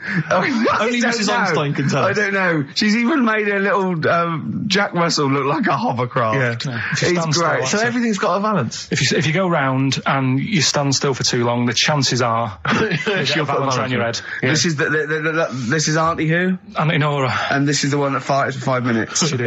Lest our listeners forget. Farted for 5 minutes. Called his mum, saying I'm farting. 2 minutes into the fart. She's about 2.5 minutes in. Yeah. You said I'm about 2.5 minutes into the my pod. mum said, how long's it been going on for? I said, well, it was about 2.5 minutes before I called you. Yeah. And then it went on for a further 2.5 minutes or something. And then it stopped. And, She couldn't time it because there was a balance over the clock. Yeah, she Because it used to couldn't annoy time her when it, she was yeah. on the phone and you put her off seeing the So time. She was guessing it was 5 minutes. This was one consistent fart. Yeah. I mean, it wasn't making a noise. It was just... Oh, it wasn't making a noise. Just gas. Right, endless gas. So, there you That's go. fantastic. Well, we started off with a new one, a little bit of Foo Fighters. We like new and old on this show, don't Indeed, we? we like to mix it up. I'd like to play the Smiths from their debut album, I Don't Owe You Anything. Red Hot Chili Peppers on XFM 104.9. I'm Ricky Gervais, with me Steve Merchant. Hello there. Karl Pilkington. All right. Don't be nervous. We might see a difference in Karl. He's a little bit shy. There's someone here from the BBC filming this, part of that celebrity boxing thing. The Fight, I think it's called, and they want to get a little clip of this, so we're going to let them film for a minute, and then they're going to go away. Is that all right, Karl? Yeah. He doesn't want to be on camera, do you? Do you? I think it ruins radio, doesn't it? Do you know Well, what I not for mean? the people listening, it doesn't. Yeah, but it does, because people are like, oh, he sounds like a bit of a looker. What you? Yeah. And then they'll see it on the telly, and they'll go, God, yeah, his head is round. It is round, though, isn't it? So, guess what? I got a call yesterday. You'll love this, Steve. From MTV, and they were wondering if they could screen test Karl. That's outrageous. I'm loving it, and I was going, yeah, and I said, yeah, it's fine. I'll come down with him, and I was saying, what about this and that, and they were loving it. I called him up and went, oh no. I went, why not? He went, well, I'm looking at my reflection now in the mirror. He said, I shouldn't be on the telly. What would you wear for your screen test, Karl? What kind of look would you try and cultivate? Because you've got to bear in mind that the audience out there, they don't know what you look like. So, would you be a snappy dresser like, say, Jonathan Ross, or would you go for your kind of street cash look? Can't wear a suit. You can't wear a suit? Don't hold it well. So I'm thinking, I don't know, I'll probably wear my woolly hat, because that takes some years off me. It does. He looks about 10 with a woolly hat on. Yeah. Okay. And, Is it quite a cool woolly hat, or has it got a bobble? it's charcoal. I'd say it's in colour. Yeah, okay. And I'll probably wear me anorak. Right. Oh, he's going for He's going for glam. He's going for quite a glam look. Yeah, no one else has dressed done for it. a jumble sale. Wow. Yeah. But I'm not that happy about it all, to be honest. Are you going to do it? You're not going to do it? Well, I'm sort of stuck in the middle, because throughout my life so far, I've never planned for anything, right? It's just always happened. Yeah. The time, you know what I mean, being in plays at school, never planned it, but when I did it, I went down the store. It was a that sort of triumph, thing. yeah, we all remember that. So, As I remember, you did Little Donkey. did Little Donkey, yeah. And then later, someone was filming at the back. Was it your dad's mate? My dad's mate. Well, Yeah. And on the camcorder, he listened to it back, watched him playing it. His dad says, just off camera, what does he say? I don't want to say it because I'm in charge of the show and I'd be irresponsible. He looks like a right twat. So, And so he gets home, listening, watching that, and then here's his dad just off camera go, he looks like a right twat. yeah, all right, yeah. What are you worried about? Your dad saying that Sorry, all the can I words? just interject? Because I'm really worried about this idea of Karl being on MTV. Because the problem is that, you know, let's be honest, Rick. I mean, we're getting by the skin of our teeth, aren't we? Really, it's Yeah. only Karl that's keeping this afloat. Yeah. And if he gets on MTV and the world sort of gets a sense of him and they understand him, and he won't be ours anymore. We won't be able to control him. It'll be out there. It'll be in the. Well, public that's the domain. thing. No, that's the thing. That's the terrible thing, though, isn't it? It's like Karl is my pet, but I realise I've got to release him into He's the wild. wild. And you know, because I love him, I know he's got to go free. Sure. But I wanna. It's like Kez. Maybe someone will beat him to death, and we won't have to worry. I'll have you on, though. I'll have you on as a guest. Yeah. Which gets me on to something we've got coming up today. Oh yeah, he's got a new idea. Yeah. Right. Do you know, like, I've talked about ghosts, and we had that good discussion the other week walking to Piccadilly Circus Station, yeah, and I was telling you about ghosts, and you were saying, Karl, don't be an idiot, and all that. Spoke to a woman in the week, done a little interview with You've her. done a little interview. Done a little interview, 2 minutes or so, with a woman who's got ghosts in her house. So, I look forward to hearing that later. That sounds got that brilliant. coming up later. Well, I'm going to play a classic tune now. I've just gone straight for it. I've gone for the jugular. This is Ziggy Stardust by David Bowie. Oh yeah, the smooth indie sound of Richard Ashcroft. The Science of Silence on XFM 104.9. I'm Ricky Gervais. Joined me is Steve Merchant and Karl Pilkington. It was an excellent link, that, Rick, because it's going to be Karl's special night tomorrow.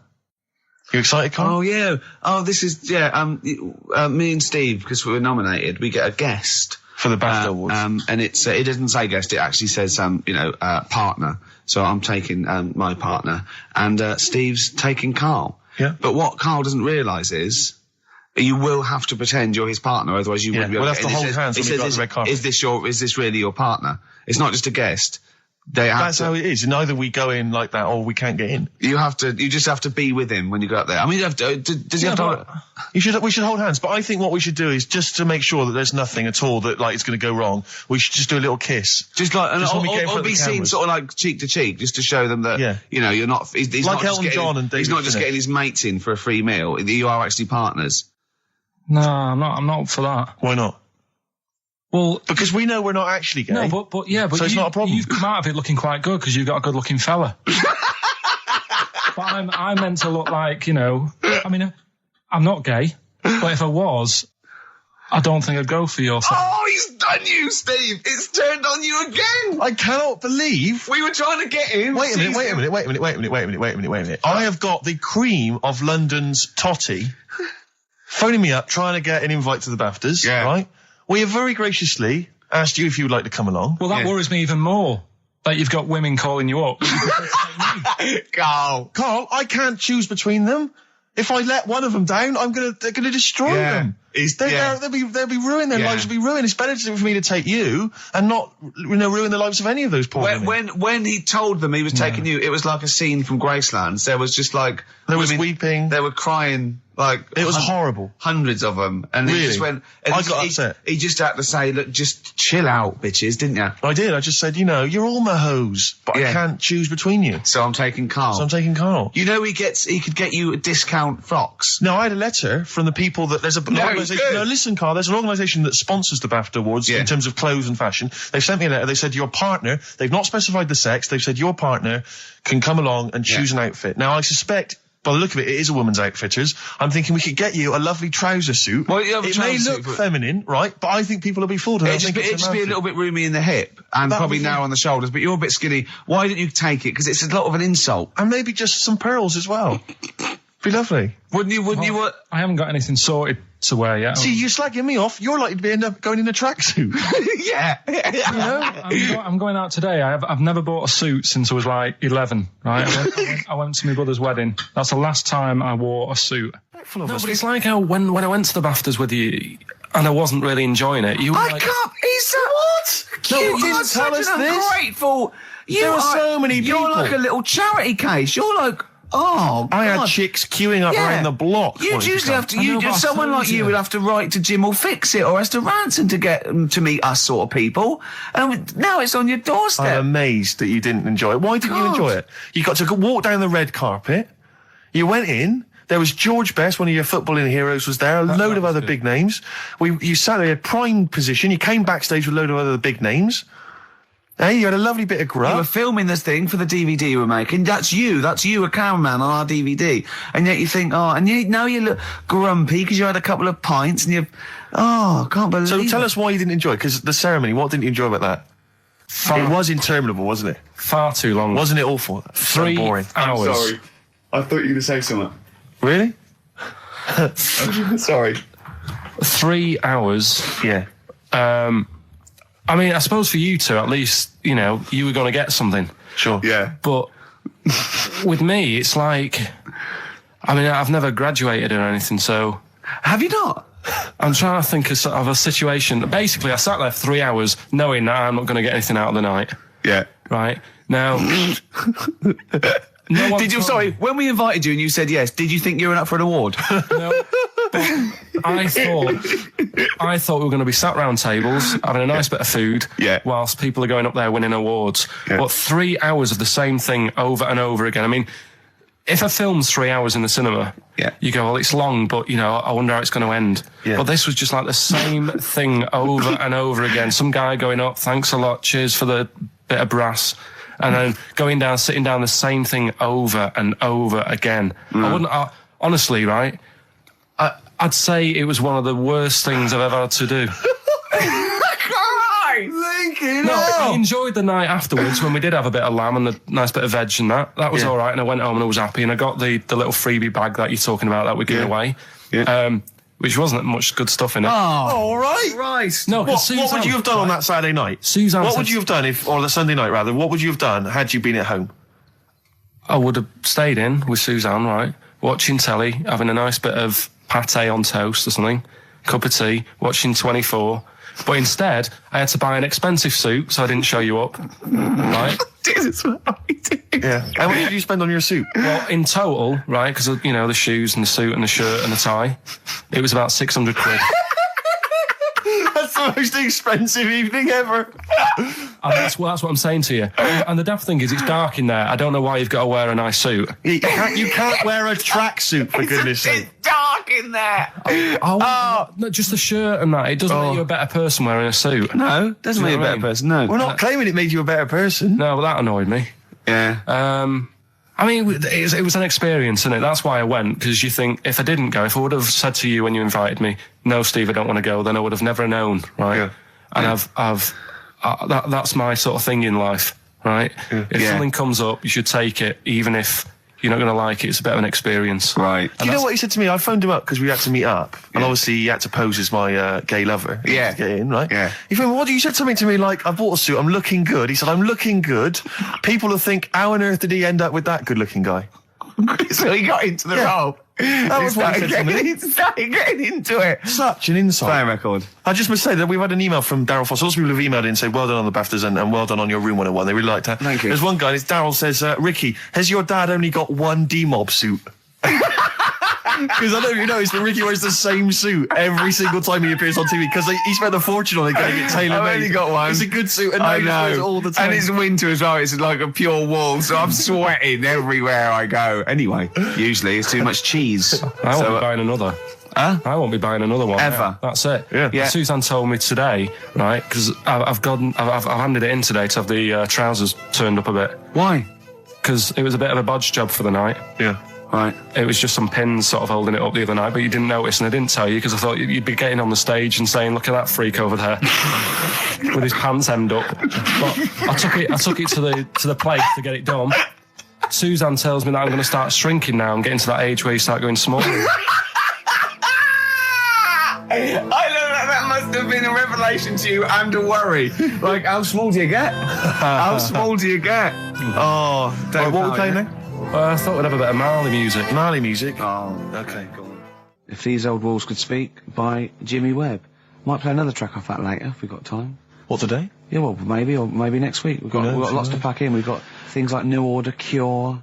Oh, I'm just hoping that all those kind of new metal fans, Rick, can just calm down for a second, you know, Yeah.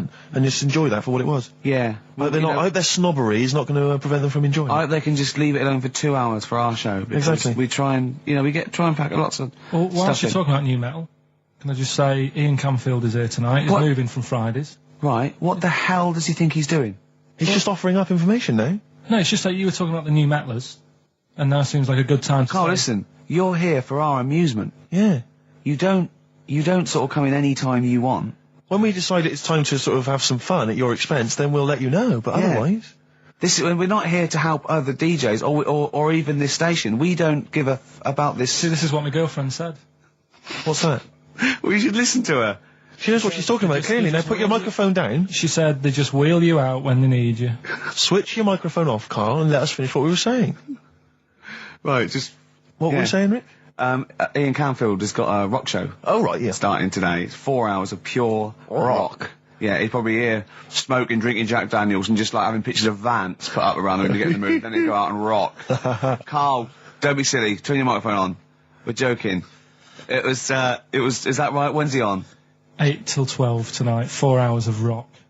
Lovely. Listen, some big classics coming up, plus huge please play some news ads. about no, Carl. please, let's play some more ads. Do you really want some ads? I'm tired of the music and chat. Please play some more ads, Carl. Please. Carl. You are going to be a turntablist. Yeah. Steve never learnt an instrument, which he regrets. And he's a modern lad, and he's using turntables as his instrument. I just got 2 turntables and a microphone, and so far, I mean, seriously, I'm cutting out big style. No, don't laugh, because it is mental, the sort of kind of stuff I'm coming out with. And I'm scratching, I've got the beats, matching. Can you imagine that? Shut up! It's that. No. If look at the Chemical Brothers, for goodness sake. If you're talking about freaks, look at those weirdos. Man alive! At least you cut your hair at Gavin. You know that whatever it's called. They used to kind of at least faintly appear in their videos. The recent one is just some shots of like what you see from outside a train. To them, that is more glamorous and exciting, apparently, than seeing the lads themselves in the video. Who do you think's cooler to look at, Steve or the Chemical Brothers? Steve. Definitely, yes. You're absolutely right, Carl, and that's the first sensible thing you've said for a long time. If I was to work with Steve on some music, if I had the choice, I think Steve would look better on an album cover. Really? Yeah. What would you do? Would you change him at all? What would you do with his image? I'd put him in the distance, so I can't believe this is so you don't look as tall. That's doing you a favour. I was on the. This is true. I was on the tube, right, coming in to meet Gervais the other day, and I was wearing a suit, and my mobile phone slipped out my pocket, and it landed on the seat, and I didn't realise this. And as I was about to get off, some bloke who was sat there like an old guy, he picked up the phone. He went, "Oi, lanky, you dropped your mobile phone." And I was like, "Well, I thank you for pointing out I dropped my phone, but did you have to do the lanky?" Well, you knew who he meant. I bet you turned round straight away. It worked. Knew he meant, Steve. But he's done you again. But I was the only person stood up. It was a fairly empty train. Was there any other lanky people there? No. Well then. No, but my point was there was no one else at all who was about to exit the train. Okay, so he didn't need lanky. He could have got "excuse me, sir," or "oi you," anything, but "oi lanky." I know. It's that thing, though, isn't it? That's what I'm talking about. You say the thing that you don't want to say. It's like me with Ken Dodd and Will. I think he wanted to say this. Oh, well. I think he took pleasure in it. I think he went, "That bloke's lanky. I shouldn't say that." Yeah, I should. Oi, lanky. What's he dropped gonna your phone. Yeah. Do you want your phone back or not? Electric soft. Good. Just talking earlier about teachers, weren't they? Have you got any amusing anecdotes about teachers or anything around that subject? I didn't go to school that much. Go on. When I did, it was, I was talking to Suzanne about the other day how she goes out with me now and she thinks I'm great. She's lucky what she's got. No, she's done well. Yeah. Right? But I was the sort of kid who she would have hated at school because I never had, like, a pen. Oh, yeah, I know what the sort you are. Never a pencil case or any stuff? I'd start off the term, I would, and have, like, a brand new carrier bag with my stuff in. Brand new carrier bag, classy. And, well, you got to have somewhere to put the stuff you've nicked from Woolworths in, haven't you? Right, so that'd be there. But then by the time, like, a couple of weeks down, I'd put my pen down, I would have lost it, and then I'm sort of going around saying, "Can I borrow a pen?" You didn't try sticking it up your nose. It's not still lodged up there. It's not, no. But the funny thing with, like, you were talking about teachers and stuff. Were you disruptive? Were you a disruptive kid? Were you Not sort of really. causing trouble? No, not really. He wouldn't cause trouble. He's terrified of the boss here, isn't he? No, it's not that. It's just that, what's the point in winding people up? I find it quite annoying if people do that. So I don't wish it upon anyone else. Why'd you wind Steve up then? Sometime? I don't wind him up. You do. You have done, but no, come on, let's not argue. We're getting on well then. Come on, Carl. And, like, the teachers, because I'd lived on this estate, right, loads of stuff used to get nicked and go missing and what have you. Blackboards, and desks. their way, like the telly and the video. Telly, video, really? and stuff like that. And the projector thing and all that. So the way they used to try and find it, right, my little conspiracy, because I'm good at them. Yeah, What they used to do is set your own work and say, right, draw like a bird's eye view of your house. Right? But draw everything you've got in your house in it as well. So if you've got, if you've got anything in the loft, make sure you draw it. Right. So kids would come in with overhead projectors. Well, that was the idea, Chalk, I think, behind guns. it. Yeah. They were And the aircraft guns in the shed. So the picture you did for your home, presumably got nothing from me. Nothing. I didn't do it. I'm not. He used to hand it in empty house. I'm not a grass. Yeah. And nor the illegal immigrants living in the Just kitchen. a picture of your Auntie Nora. Yeah. What's that? Is that? Have you been stealing tennis balls? Yeah. No, that's not a split tennis ball. That's my Auntie Nora's. But what about all the stuff? Didn't you have to draw all the stuff that your father had nicked? All this stuff, Listen. Now, people come up to me and they say, "Is Carl for real?" And I go, "What do you mean?" He goes, "Well, they want to say, is he that stupid?" And the answer is yes, right?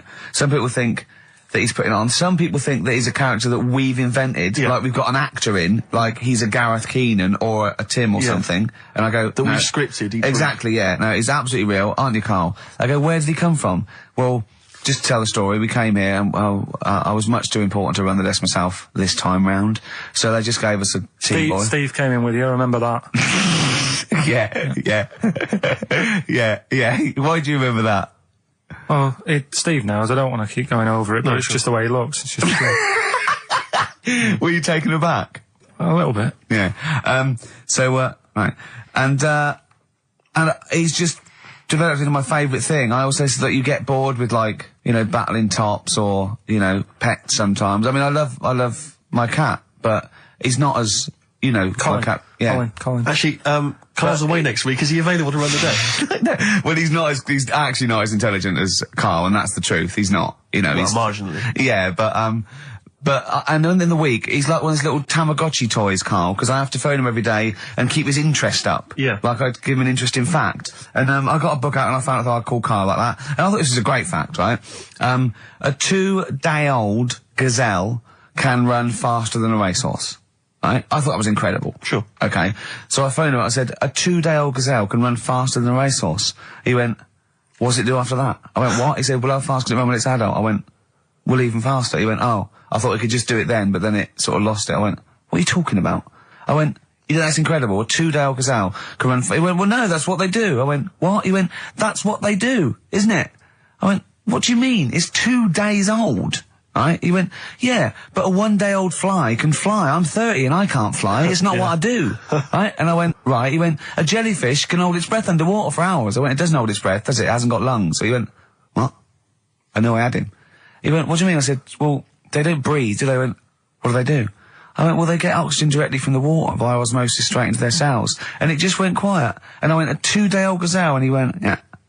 Do you know what I mean? He was just thinking about the jellyfish. Yeah. Well, he was looking up osmosis, and then he was thinking about the jellyfish. But I just think, I mean, if Bambi's anything to go by, this little gazelle spends a whole day trying to stand, and the next day it enters the derby.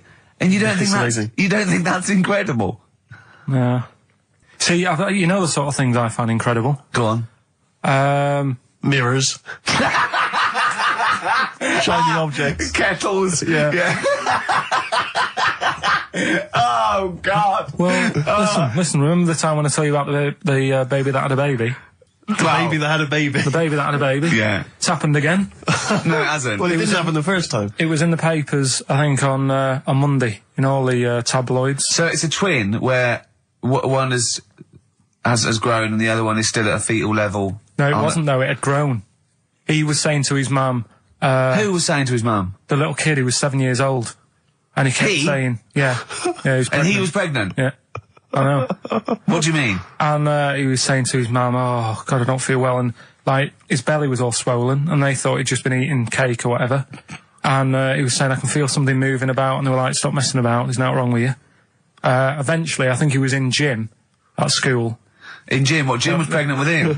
Oh, no, it was like a Russian doll. He was at school, right, just about to do sit-ups or whatever they do at school, right? Yeah. And flew out across the room. Teacher goes, you're a bit fat.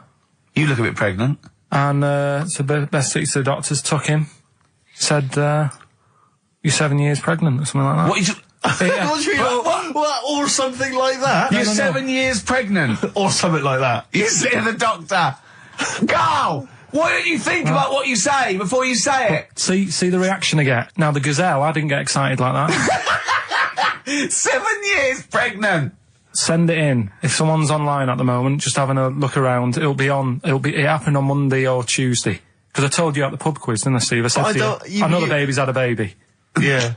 And you were like, yeah, whatever. Well, I just thought you were talking nonsense as ever. Well, we'll find out. You're 7 years pregnant. Yeah. You're a fool. Play a record. Well, we've still got stuff coming up. Monkey News? Rockbusters answers. We'll have to get that out of the way soon, because we've got to get out of have we got a cheeky freak of the week? Yeah. Brilliant. America by Simon and Garfunkel on XFM 104.9. I'm Ricky Gervais, and I understand I'm about to read my words, Steve. Well, once again, there's always someone, and it looks like it's Mike Lamb who has come to Carl's rescue. Lambo's let me down then. Doctors have removed a 4-pound baby boy from the stomach of his 7-year-old twin brother. Yeah. Alam Jan Niamatilev was yeah. born with the freak fetus growing inside him. For 7 years, it lived like a parasite until a school doctor became alarmed about Alam Jan's bulging tummy and took him to hospital. Surgeons who gave him a scan operated immediately, unaware that the baby was attached to the boy's blood vessels and still alive. They saved Alam Jan from certain death, but knew the 8-inch fetus was doomed. So there we are. Boy pregnant with his own twin brother by Barbara Davis. That was in the Mirror, apparently. So I've read on and all the facts are right. The Lars, and there she goes. What a great start to a show. We've had 20 minutes of some of the best banter, chatter and music and anecdote anywhere on the dial. You're damn right. High five. Yeah. Sweet, man, sweet. Oh, what are we talking about? Well, I love that track. It's lovely. They've got a bit of the Liverpool gene pool, haven't they? That sort of doddy. You know what I mean? I like the Scouse sort of look. You know, the Cilla Black and the Stan Boardman. Yeah, it's particularly unique to Liverpool. It's sort of happy in teeth and ears. And, it's happy in teeth and ears. Yeah. Oh, brilliant description. Yeah. Happy in teeth and ears. Yeah, that's just 3 of my friends.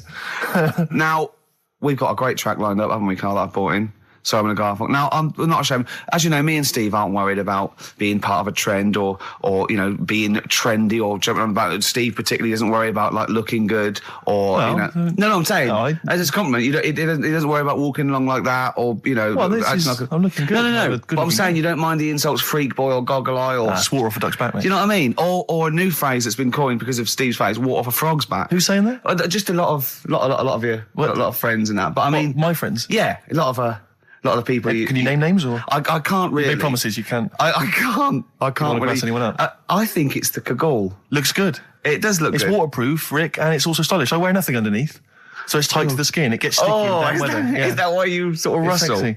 But what's all the? Is there abuse? What's this? No. They just say. Because I'm a pretty trendy guy, but I, as you say, I cut my own trend. You know, I make my own style. Oh, so just go back to insults briefly. Go on. You know, saying. See, that's... Goofy, that's not fair. No, because that's what he said. It's in my head. What do you mean he said that? When did he say that? No, I mean... When did you call me goofy? No, he didn't. He said about what's in my head. Hey, no, when it's... come on. Come off it. Don't What? Who's start calling me goofy? No. I'm not even goofy. Goggle-eyed's fair enough. Yeah, but you can sort your look out. I can't. What do you mean I can... How can I sort my look out? I'm not even goofy. That's not fair. You've got the proper features. What? Just needs sorting out a bit. I can't help it if my hair's not good. I noticed the other day when Carl was sitting on your knee having his picture taken. It's a long story, right? He's got a completely spherical head. It's slightly too small. I'm not being funny because, I mean, you know, I'm not perfect. But he's got a completely spherical little head. He looks a little bit like a baby hamburger. You know Hamburger off McDonald's? Sure. He looks like a little baby hamburger. And it's sort of quite put upon. It's Suzanne thinks I look like that thing in that Dulux advert. Do you know when the woman pulls the head off that? That little plasticine morph type. And then they make a new ad for it. And it's like a little head. Really? And that's your girlfriend saying it. I know. Anyway, listen, let's get back to business here. This is a great track. It's America by Simon and Garfunkel. This is where I started saying we don't care about being trendy and all that. Do you believe in God, Carl? Don't know, I don't really worry about it. It was ages ago, wasn't it? So, you know, if he's about, whatever. Not that bothered. Adam and Eve's pretty interesting, though, isn't it? It's not. Well, how is it interesting? He made man out of dust. Then just because he could, he's having a laugh. Then he made her out of one of his ribs. Again, he'd like to vary it a little bit. Then they had 2 sons, which gave rise to the entire human race. What was going on there then? What would have happened if they didn't get on? That's interesting. Sometimes with pandas, they don't fancy the other one, do they? They go, well, that's my choice. One. You've brought me one panda from Lisbon Zoo, and I've got to shag that. What if I don't fancy it? What if they bring in a right slapper? Do you think what if it's the equivalent of like Love Island, whatever I it's imagine called? it was like Celebrity Love Island. Yeah, and they're going, I am not shagging that slapper. Every panda in the world has seen that dirty old mott in magazines. Why am I meant to mate with it? I've got some dignity. Are you talking about Adam there or Panda? Was that... either is fine, I suppose. No, do you think that Adam had any say? When God was making Eve, was he saying, can make the boobs a bit bigger, would you? And then... I'm a blonde guy, I'm into blondes, really. I mean, I don't know, did he have any input, or was it just... I don't know. Well, I suppose It was one of his ribs. After I know, all. but it's probably restricted. You go, well, I'm working with a rib, Adam. Give me a break. There's only so many things I can do. Well, he was probably in kind of intensive care, wasn't he? With the whole. They go, well, I can't just keep making the boobs and things bigger because their legs will get short. I don't mind short legs. Yeah, make the legs longer. I don't mind no legs. I don't mind no legs. As long as the boobs are sizable. I tell you what's weird though, Steve, right? Everyone's heard of like Adam and Eve, yeah? What's the surname? Yeah, where'd they get their post from? Unbelievable. One of my uncles, like Tattoo Stan, he's just caked in them. Right. I don't think he's my proper uncle, but it's just like my dad's got. Stan! No, my dad's got. That's a province in Russia, isn't it? My dad's got loads of mates who. When like, you say he's not your names- proper uncle, do you know how, like when Just a bloke who someone used to comes hang around round, with the all school? right, Uncle Stan? Yeah. Do you know what I mean? And my dad had loads of mates like that. There was John the Screw. right? So he either works in a prison or he likes to have sex. Cabbie. Cab driver. Okay. There was Jimmy the Hat. I don't know where he Jimmy did. the Hat. Yeah. And, Did he wear a hat? No. No. There was Fred the Veg. You sure he wasn't a relative? Sorry. Fred the Veg used to get us like big bags of potatoes and that. Fred Veg, okay. And there was Tattoo Stan. Right. And he was just caked in them. And I used to always look at him thinking, why have you done that? I must have only been like, 6 I or suppose 7. if you're born with a name like Tattoo Stan, Exactly. you're destined, aren't you, were really? they like a 1950s gang? I'm worried about... I'm worried Who were about... doing a bank job. What was his name, the Hat? What was his name? Jimmy the Hat. I'm worried about Jimmy the Hat. Yeah. Not having a hat. I don't understand Are it. you sure he didn't have a hat? Not when I met him. Did he ever wear a hat? I didn't see him that much. Do you think it was a joke, like, when your mate's sort of like, 8 foot and huge, you call him Little John or Tiny? Do you think... Well, the fact that he never wore Yeah, a they hat. went, hold on, I've noticed something about Jim. Go on. No hat. And I go, oh, true, let's call him Jim the Hat. Jimmy the Hat, yeah. But my Uncle Stan, he had like loads of them. He did them himself. Oh dear. And it was always that thing. God. What was it things like? He had like the cross. cut here, Cut one here, on made the in neck. Britain. And if you're going to do them yourself, I'd say at least make sure you're sort of a good drawer. Yeah. And don't do it in the mirror so it comes out backwards. Well, that was the other thing. But like, I remember he did. Names are all right. He had like all his kids' names down his arm. And, what are they called? Yeah. oh, God, it's Tattoo Stan Jr. Yeah. and Paul shits the bed. I'm trying to. Oh, Wabbai Kate. yeah. But he had. Frankie never amounts to anything. Oh, God. So he had like. Johnny, I don't think he's mine. So he did all this. I don't even know why I'm telling you about tattoos. What's that little trolley? She's talented. Oh, dear. You're talking nonsense, Carl. Well, whatever. Steve, you were out of the room there. Mm-hmm. Carl took a phone call from someone. Okay. He's found a cellmate. Right. Not a soulmate. I think one day they will be cellmates. Yes. Because he's just like, he loves everything Carl loves. And he was telling Carl stuff and Carl's face was lighting up. Yeah. He's told him of 2 Russian kids in the circus. They're covered in hair and their mum tells them off because they're covered in fleas. Carl said, see, that annoys me again, innit? They do something else. And the bloke went, yeah, they should just make money out of being hairy. And Carl went, exactly. And he said, have you heard of the 3-legged juggler? And the bloke went, no, what's that? He went, that annoys me as well. Because he thinks they shouldn't have done juggling, they should have done football. Do you know what I mean, though, Steve? What do you mean a 3-legged juggler? What are you talking He's a about? famous 3-legged juggler. Oh, he's mega famous. He's like the Beckham of wherever he's from. But the other day I was looking in, I don't know, Bizarre magazine or something, right? And there was this fella who, he had no arms. So you saw a picture of him. His job was fixing watches. Did it with his feet. Go on. Well, it's just, why pick the most hardest job to do when you haven't got any hands? Crush grapes. Or...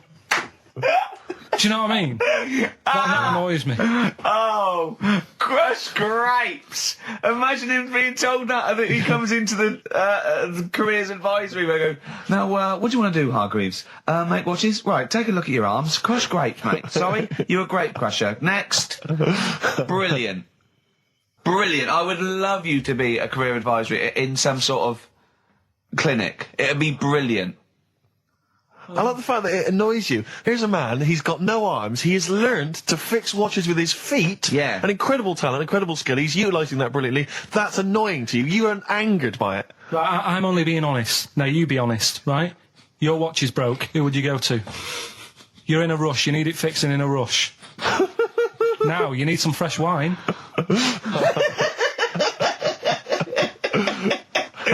Be honest. Oh, you're amazing. But what's this thing that you've been talking about, this video? Freaks, right. It was a thing that was banned for like 50 years. I think it's been taken off again, but I don't know why, if it's just been deleted, right? It's a quest. If anyone out there has got a copy of Freaks on DVD or VHS, can Karl borrow it, please? I mean, I almost want to set up a camera to see him watching it. It's absolutely real. They use people in the circus of the time. I think it's the 20s or 30s of the Depression. And there's people, there's coneheads, there's a bearded lady, all genuine. There's a bloke they call the Human Slug who's got no arms and no legs, Karl. And he's just there, and he rolls a cigarette and lights it with his mouth. I think I've seen his brother, who isn't called the Human Slug, is called the Pillow. Right. How does he make a living? He, Does anyone want to meet Karl for money? Do you know what I mean? Like the annoying thing was, right, there was a picture of him. I was going to put it on I think I've seen his brother. on our website, we put things up like this, right? If you go to ricky.gervais at xfm.co.uk / What? You put things like that on my website? It's nothing to do with me. I want people to know that that website is not kept or looked at by me. So, what have you put on there? There's a fella on there who's known as the Pillow. And he's, you see, I get a bit worried with things like this, because we're not sort of having a go or anything. It's just things that fascinate me. you. Yeah. And, yeah, it's a guy, it might be the same sort of thing. What's your one I called? bet you used to stare at people with goiters, didn't you, when you were little? In Tesco's. Well, just go to xfm.co.uk / Ricky, it is. What's the worst thing you've ever seen on, like, a human face? You know what it is, and I What don't is want to talk about it. I can't remember. Have No. you told me? Yeah. What is it? But It's not the elephant lady. Go that used to the, yeah. Is it the elephant lady? You talked about that, I know. Yeah, I don't want to talk about it again. Go to the website and see the Human Pillow. Why is he a human pillow? That's what annoyed me. I thought he was more of a draft excluder. Oh, that breaks all kinds of rules. Buzzcocks, harmony in the head. Now, things are flying here at XFM. People have called in. There is a video of Freaks on the way. Karl's going to see that within the week. That's exciting. That is exciting for me. Do you know what I mean? About our education of Karl. We started off trying to teach him about science and history, and now we just find that he likes pictures of hairy Chinese kids and Who women. doesn't? Who doesn't? No, true. You've got a theory about pictures of freaks, haven't you? You see, you always bring things up that I don't want to talk about, because I'm really worried that people, if you've just tuned in for the first time, it's the first time you hear it, and we're talking about hairy Chinese kids. Yeah. Talking about the human worm. Karl, listen. People don't think that you're taking the piss out of those people. They lump you in with them. Do you know what I mean? They think that you're a freak of nature. So you can say anything you want. Do you know what I mean? Because it's honest, it's from the heart, it's genuine. So don't worry about that. Yeah, but Suzanne was saying last night that I've got a heart of stone, or whatever it is. Why? Because I wasn't crying at Comic Relief. And all I always used to say to her, get out Elephant Man, let me watch that for 30 minutes, I'll be crying my heart out. Why? Why do you care about that but not... Because it's that is more real, isn't it, right? Think of John Merrick. Sorry. What, the film starring John Hurt is more real than footage of starving people in Africa? No, but what I'm saying is, think about... See, this is why I didn't want to bring it up, because people are going to just say... Well, you're allowed to cry at what you like. People can't have you for not crying at someone and crying at someone else. Imagine that, like, if you've seen the film, you know, his head's all, you know, messed up and that. Yeah. He's getting picked on all the time. Yeah. By It's Michael just- Elphick, I remember. Yeah. It's just really, really sad. Whereas, you know, we're trying to help But out you give him a bun people. and he forgets it. Do you know what I mean, though? He never forgets, Rick.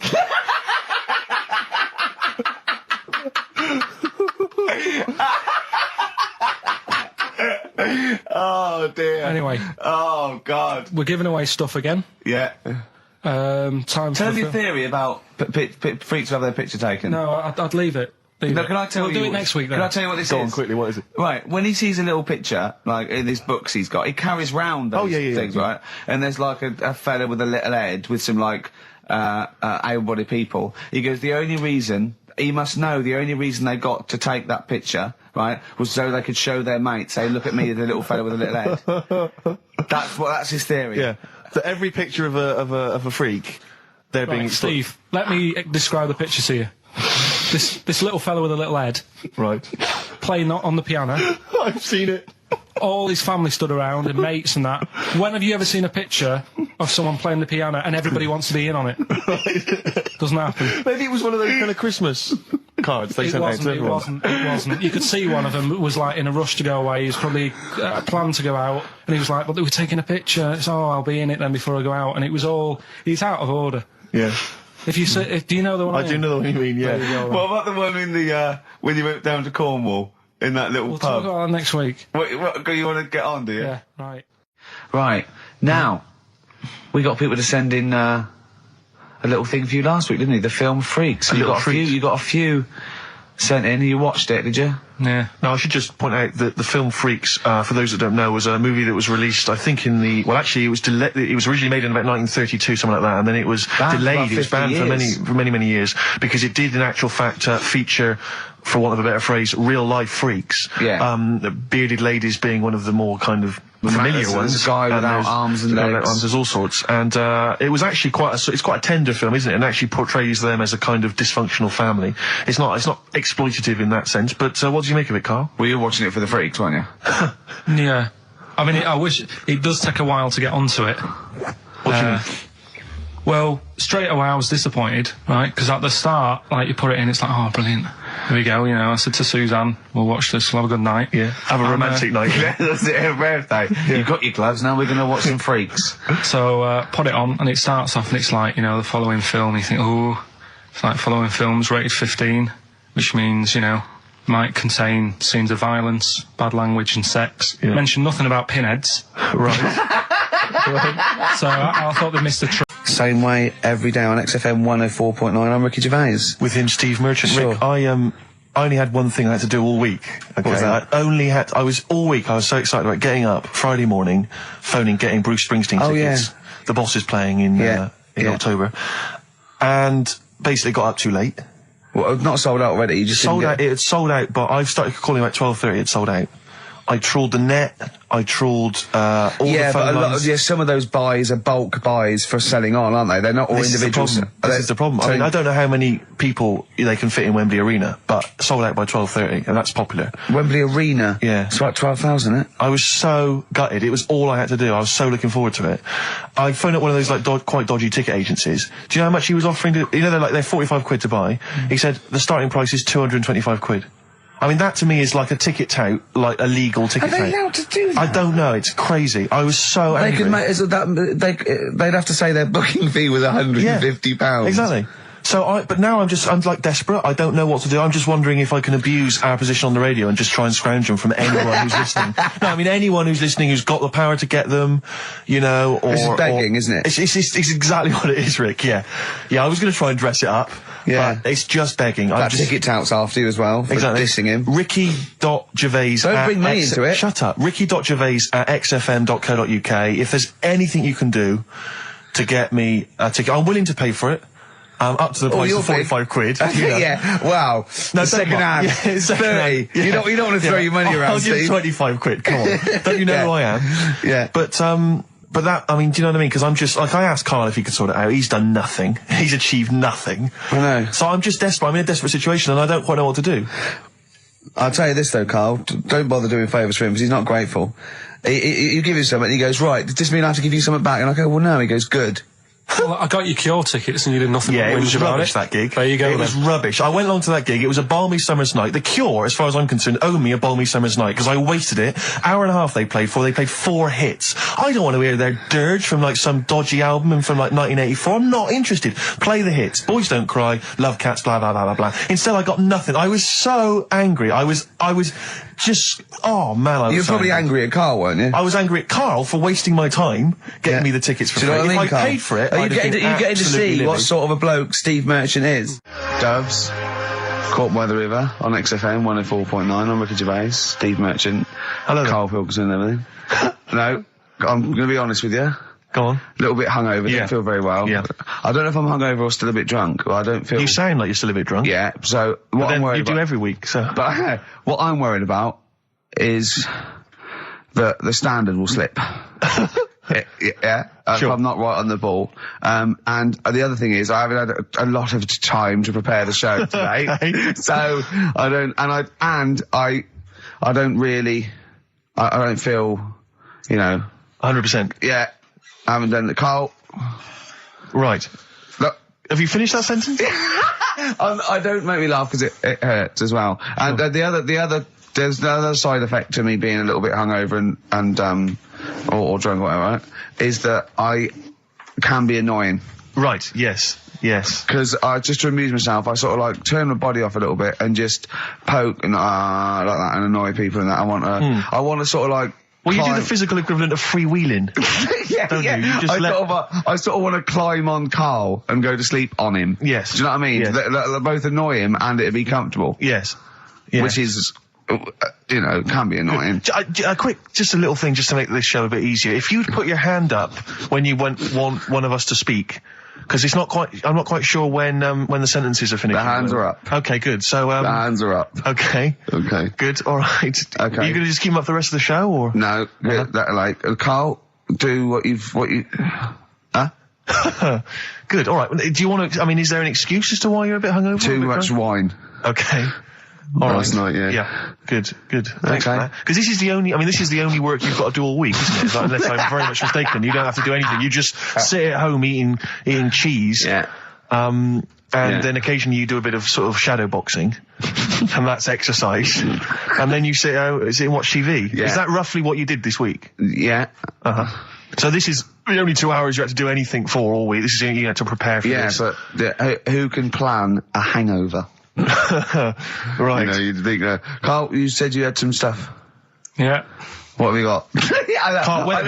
I love the fact that, whereas I was a little bit slow, Carl there leapt into action to keep this show afloat, keep the pace up. Go on. Right, well, Carl, are you hungover as well, or? I'm just a bit annoyed because I'm with you. Do you know Sure. what I mean? He Yeah. hasn't got much to do all week. You're having a laugh. What? What angers me is I kind of hope that maybe I could have quite a long career in radio, and I sort of feel like I don't know, the word sinking ship. Yeah. Those words spring to mind. But- Because it feels like, Carl, you're just a chancer anyway. You weren't even supposed to be on air, and we've made you into something of a household name, and that's cool. And Ricky's already a celebrity. He's got it stitched up. He's got corporates. He's got, voiceover work. But I've got nothing. I'm running on empty. I'm not, nothing. I've got nothing. I'm sort of dependent a bit on this. Yeah. Financially. And, Go on then. What and are you two saying? are sort of bringing it down, really.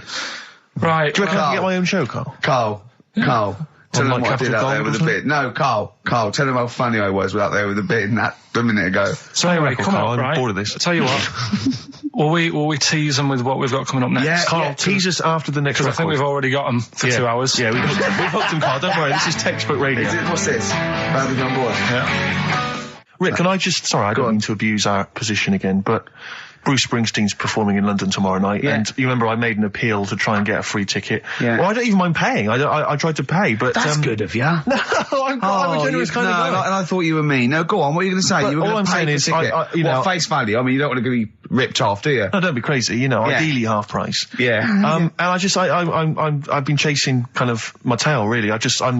I'm not going at the moment. I'm not going, and I'm desperate to see him, man. I mean, he's going to do a great concert. It's his only one in London. I can't believe that being on the radio, being on XFM, the listenership's going up apparently. I can't believe I can't get a ticket. I've asked Carl. He's done nothing. Hang on a minute. No, Carl had a very good point. Nothing. Carl, say what you said when he was whinging in No, the but first of all, whilst you're moaning, you also asked in the week for a Badly Drawn Boy album. Yeah. You got in today. Yeah. There's one there for you. Well, yeah, Yeah. but it's yin and yang. And it's like, yeah, but I do, you know. Carl, what's Steve ever done for you?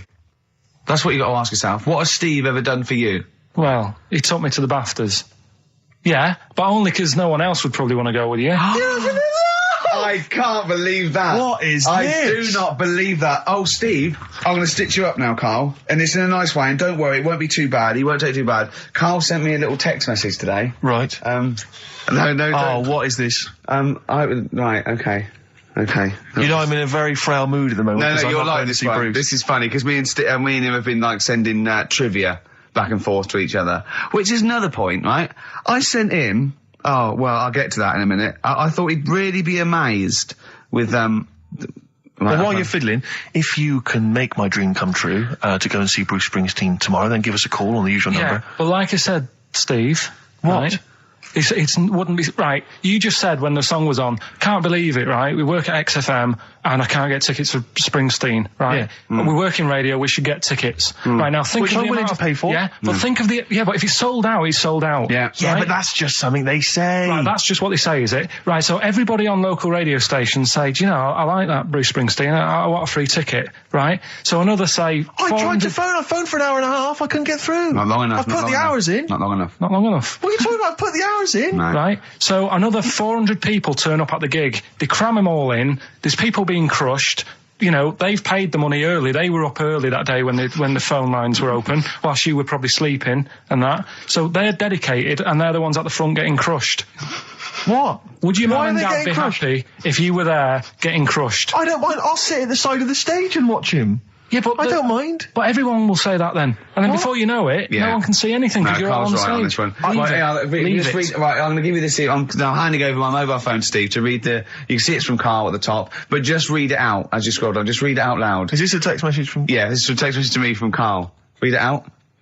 To see at night as well as an owl, you would need eyes the size of grapefruits. If only Stephen could turn his head right round as well. Carl, I can't believe it.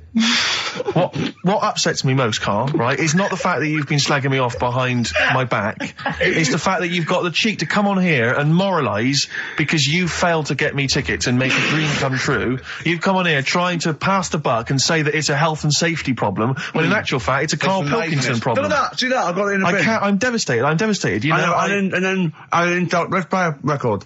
I'm I should have upset. eaten this banana off air. What's the number? It's 08700 800 1234. But if it's sold out, Steve, it's sold out. A bit of a classic here. R.E.M. I bet if Fuck Ricky it. wanted to go, it'd be fine. I'm sure someone could sort it out then. Who? Oh, if Ricky Gervais wants to go, then you I'm can going. come. Are you? No. You want some tickets, then? I had a bit of good news this morning. Go on. I was on the tube coming down, and I don't want to sound arrogant, I don't want to sound pushy, but I was at Green Park, and I'm fairly certain, Rick, it's not 100% corroborated, I'm fairly certain that a woman pinched my arse. So what do you think of that? Yes. There's a lot of pickpockets around Green Park, so be careful. No, my wallet was still there. Really? But even if it wasn't, you know, that would have been money well spent. But the wallet was still there. So what do you think of them apples? Yeah. That walked upright like a lot of chimps can. Exactly, Right? yeah. It lost its hair, so it was half human, because all humans are bald. Yeah. So that's the half human bit. It didn't have hair. I'm sorry, humans do have hair on their head. Yes. The other thing was this desperation to go, could it be half chimp? No.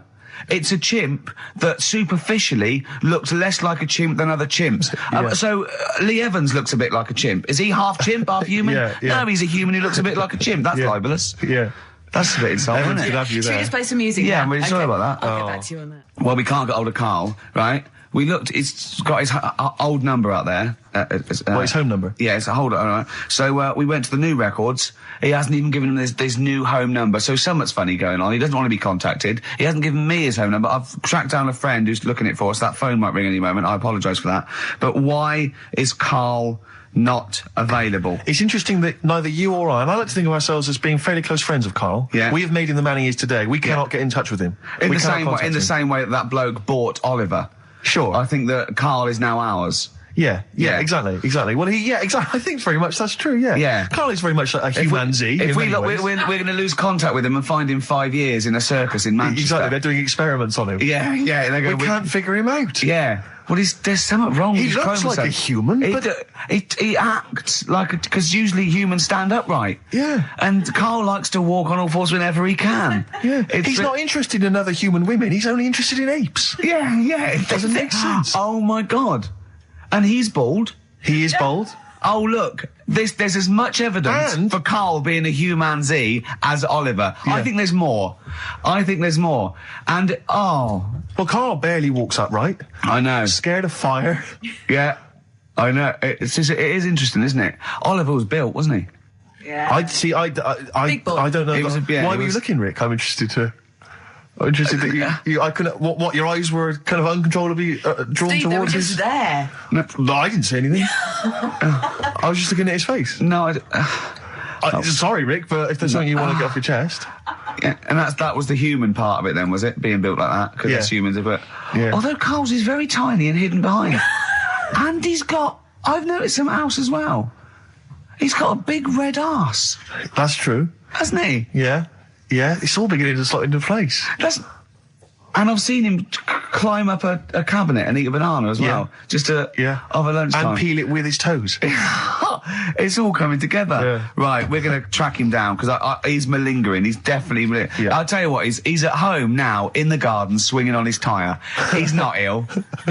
I think more truthfully, someone said to me that I said Carl might be ill. They said, right, are you not going to do the radio show then? Well, that's what annoys me. I mean, that's the biggest problem is that, Yeah. let's be honest, we haven't got anything without All Carl. we've got is the hook. People are staying listening because eventually they think we might get through to him at home. Yeah. And there'll be fun on this show to be had. If we don't get in touch with Carl, I think we may as well just shoot off and leave Claire to do the show. I've on got her some own. great music. Is that not Well, is that- it's a small. You could small, leave the music with conversation. me. I could just play There's not it. many That reasons is true, anyway isn't it? for us to be here. Okay, well, play some great music Yeah, now, play a Steve. great tune. Okay, wedding present, Steve. Yeah, I'll explain what it is afterwards. Just play it. It's a joy. There's a monkey theme. There is a monkey There is a theme. monkey connection.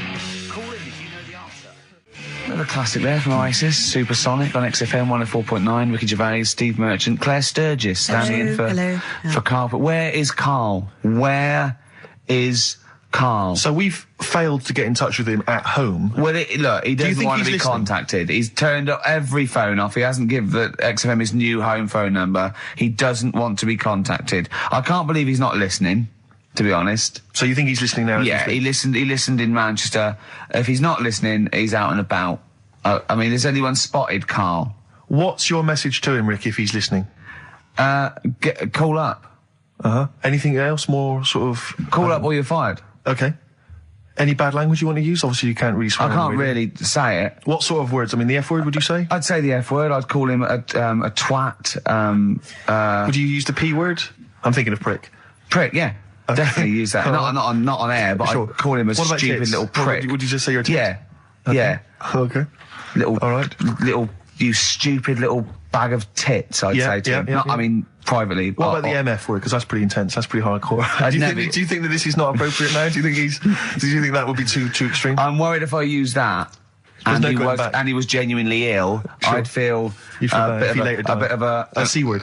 cop. Sure. Yeah. A cop. Yeah. Because I wasn't thinking of that. C And word. I mean a male bird. Sure, because we've got into trouble with that before. Meaning penis, and we don't mean that. Yeah, we definitely don't mean penis. But if anyone out there, sorry about that.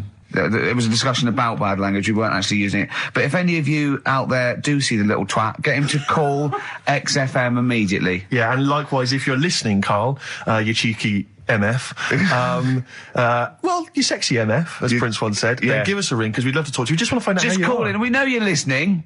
Little Amy Man, Red Vines. Brilliant. Lovely track. On XFM 104.9, Ricky Gervais, Steve Merchant, Claire Sturgis, in for Karl Pilkington. Little... He hasn't called. He may be really ill. I'm feeling a bit guilty. How ill is he, though? I mean, do you know what I mean? How ill have you got to be to not be able to make a phone call? Honestly, Juan on XFM 104.9. Right, I just called Carl again. I've been calling him all the time, trying to get through to him, right? He's changed his message, so he is listening, and I've got proof. So can you just call the number, Claire? Yeah. Right, call this number. Now listen to this. This is really annoying. We should tell you now that this is not an amusing sketch or setup. No. What's happening there, Claire? Not quite happening for you? No, it's all right. We'll try that again. Try that again, Claire. Yeah. I'm livid now. I'm genuinely annoyed because you'll see, when you hear the message, you'll realise why. Right. Okay, right. Let's try again. I don't know who he thinks he is now. I'm beginning to wonder if his minor celebrity is going to his head. All this nice write-up in Heat magazine. Yeah. It's changed him. Richard Anderson, incidentally, has emailed in. Go on. Dickers Anderson. It's not happening, is it, there? Is it? Why not? Because I'm a bit stupid. Why Because I can't work it out, can I? Can't figure it out. How would you call someone normally? Well, normally I just pick up the phone and dial it. Sure. No, I And don't then mean... get- you No, know. I mean... But it's like I have a problem getting it through the desk. I tell you what, can I play an ad break and practice?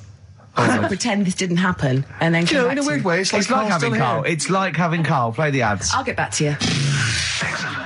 Bit of Snoop. Never... And when did a bit of Snoop ever hurt anyone, Steve? Absolutely. Never, I don't think. Okay.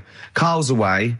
He pulled the wool over Claire's eyes. There's a few people out there that believed he was ill. I knew he wasn't. In fact, at one point I thought, maybe he is ill. His message on his answer machine has changed in the last 5 minutes, and listen to it, and this is evidence that he's not ill. Right. Okay, here Don't we like go that. then. Yeah. You don't read out. Anderson, Richard Anderson, I should just say, has got in touch. Okay. Here we go. Hold on. Oh, Claire. No, I can do it. Just tell All me right. Anderson. This is ludicrous. Yeah. Sorry I'm not in today, but not well on that. No more Rockbusters. I think that's what's affected me. It's got me down a bit. So he's joking. Yeah. The doctor said I'll be back swinging on my tyre in no time. So See you later. he was listening. He's clearly listening. So he was listening because we said about swinging on We the see the side. message. At any time. Right. Carl, call me. In fact, I'll tell you what, we'll play a little game. Carl would appreciate this. Call me, Carl, or I'm going to give out your number. What's the first 5 or 6 digits, Claire? Well, it's 07968. 07968. Okay. Phone now, Carl. Start calling now. Right, give the next number, Claire. You said Give the next number.